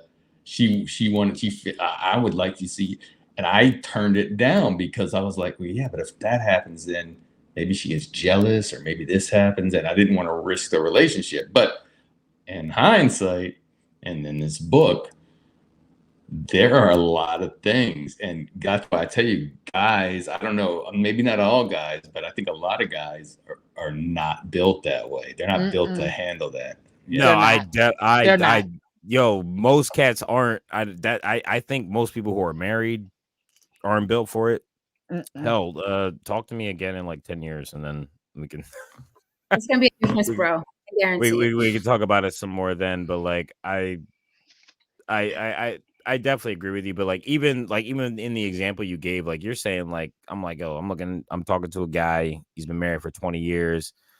He gave a testimony about his wife, said some wild shit, and they talked about it, and he was like, nah, and like, get this, you've been married for 20 years. So again, and I'm not saying like not everything is different, but like that's what I was saying earlier. I'm like, yo, like at least like talk. If you're married, shit, you got to rip off that Band-Aid. At least talk about it, even if it's fucking weird for a month or whatever. Like, just talk about it, because that's your best bet. Because get this, you either talk about it and nothing happens and it's weird for a month and then like y'all get past it, or you talk about it and they with it. And then can I ask you a question? Can I ask you a question? Really quickly, I want to acknowledge. Hold on, super chat. Thank you for the super chat. Louis Kanye says, "Spro, get the book called The Alchemy of Love and Lust." Oh, I already wrote it down when I saw it pop up. Okay. I just want to ask you two men a question, as married men.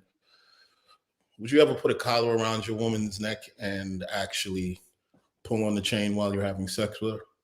Yes. Yeah, yeah. Would you call her a bitch? Yeah. Yeah. Okay. Would you choke her? Yeah. Yes. Okay. You saying would I or have? Like, what are these questions? Which either ones?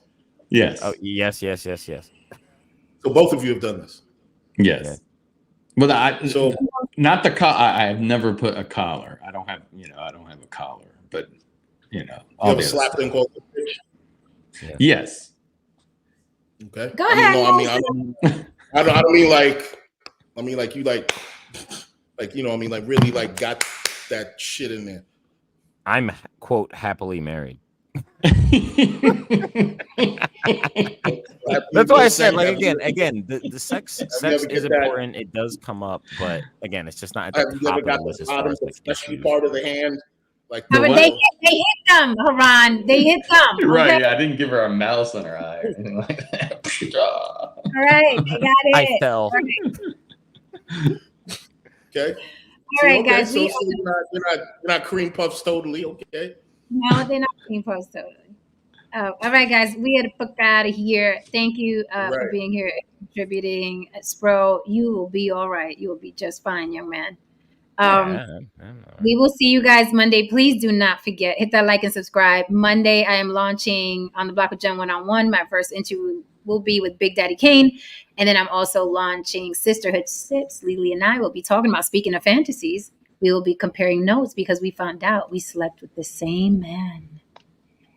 So we will be talking about those details. This is all happening. What? You have to watch. You have to watch the show. Oh my God, that is great for so many. This is the show, and we found out we were just doing some girl talk, just general girl talk, and someone's name came up, and we were like, "Wait, which?" Oh no, New York ain't that small. Oh no, this is industry. This is a high profile person, so we all know him. Yeah. Wait, but what New day? York, New York, and New Jersey. What day is this? It is Saturday. No. The day what day is the show? Monday, 9 p.m. Oh, Oh, you know what? No, Mondays are good. Okay, 9 p.m. You got to go to the page. Go to the page, Sisterhood Sips. Make sure you hit that notification so you don't miss it. You okay? Because we're gonna be watching it with you. This is gonna be a watch party. So yeah, we're gonna be live in the chat. We'll be live in the chat talking to anybody who has questions. Oh, it's a pre-done show. Yep, pre-recorded. Oh, that's great. Yo, I just started getting into doing that kind of thing, and it's freaking great. It is so. It really is. But we'll still be, we're still here all week long. But then Sisterhood Sips and my one-on-one interviews are on Mondays. Yes. And Sisterhood Sips is on the Sisterhood Sips page, spelled with a C, C-I-S-T-E-R, Hood Sips. Yeah. You have to go to this YouTube channel that is not on the block. This is Sisterhood Sips. It's a whole different channel. So you must go there. Oh, I just peeped, sis. Oh, that is the pun. I love it. I'm telling everybody about this. Everyone's loving that spelling. Everybody, I've noticed, Jen, everyone's loving that spelling. Both cis and trans are loving that spelling. Every time if you guys had a daytime talk show, we will on like my local Fox network, I would watch it every day. I would put it on my bar. I do lunch at my bar. I would put it on every day. Sisterhood Sips. Are you guys gonna have mimosas? All of that. All of the above. Oh my God. Oh, I love it. All of the above. I want a shirt. Oh, wait till you see the clips. Like the clips are crazy. Like the one little trailer, the little sizzle clips are crazy. I subscribed. I put on all the notifications, all purple. Oh my God. I love it. Yeah, the clips are crazy. Fantastic. Oh, I'm gonna tell both my brothers about this. They're gonna be like, sis, wait, one of them's trans. Oh my God. They're gonna fucking love it. Oh my God, this is great. So Monday, guys, we are launching both shows. Come see what I asked Big Daddy Kane and what he answered. Monday. Sisterhood Sips is first, and then Big Daddy Kane is probably like a half hour later, both pre-recorded. So go to Sisterhood Sips for that, and then come back here for the Big Daddy Kane interview. It's not live; it's pre-recorded. I just want to say one quick thing. Apparently, Miss Ruth got a happy ending in an ambulance once. Shout out to our first responders. Yes. We need them. You're doing God's work. Responded. Responded. Now they responded. Hallelujah. The money do it. All right, guys. Good night. Love you all. Hit that like and subscribe for me. You want to support the show? Cash App on the block with Jen. Till Monday. Love y'all. Good night. All right. Good night. Good night.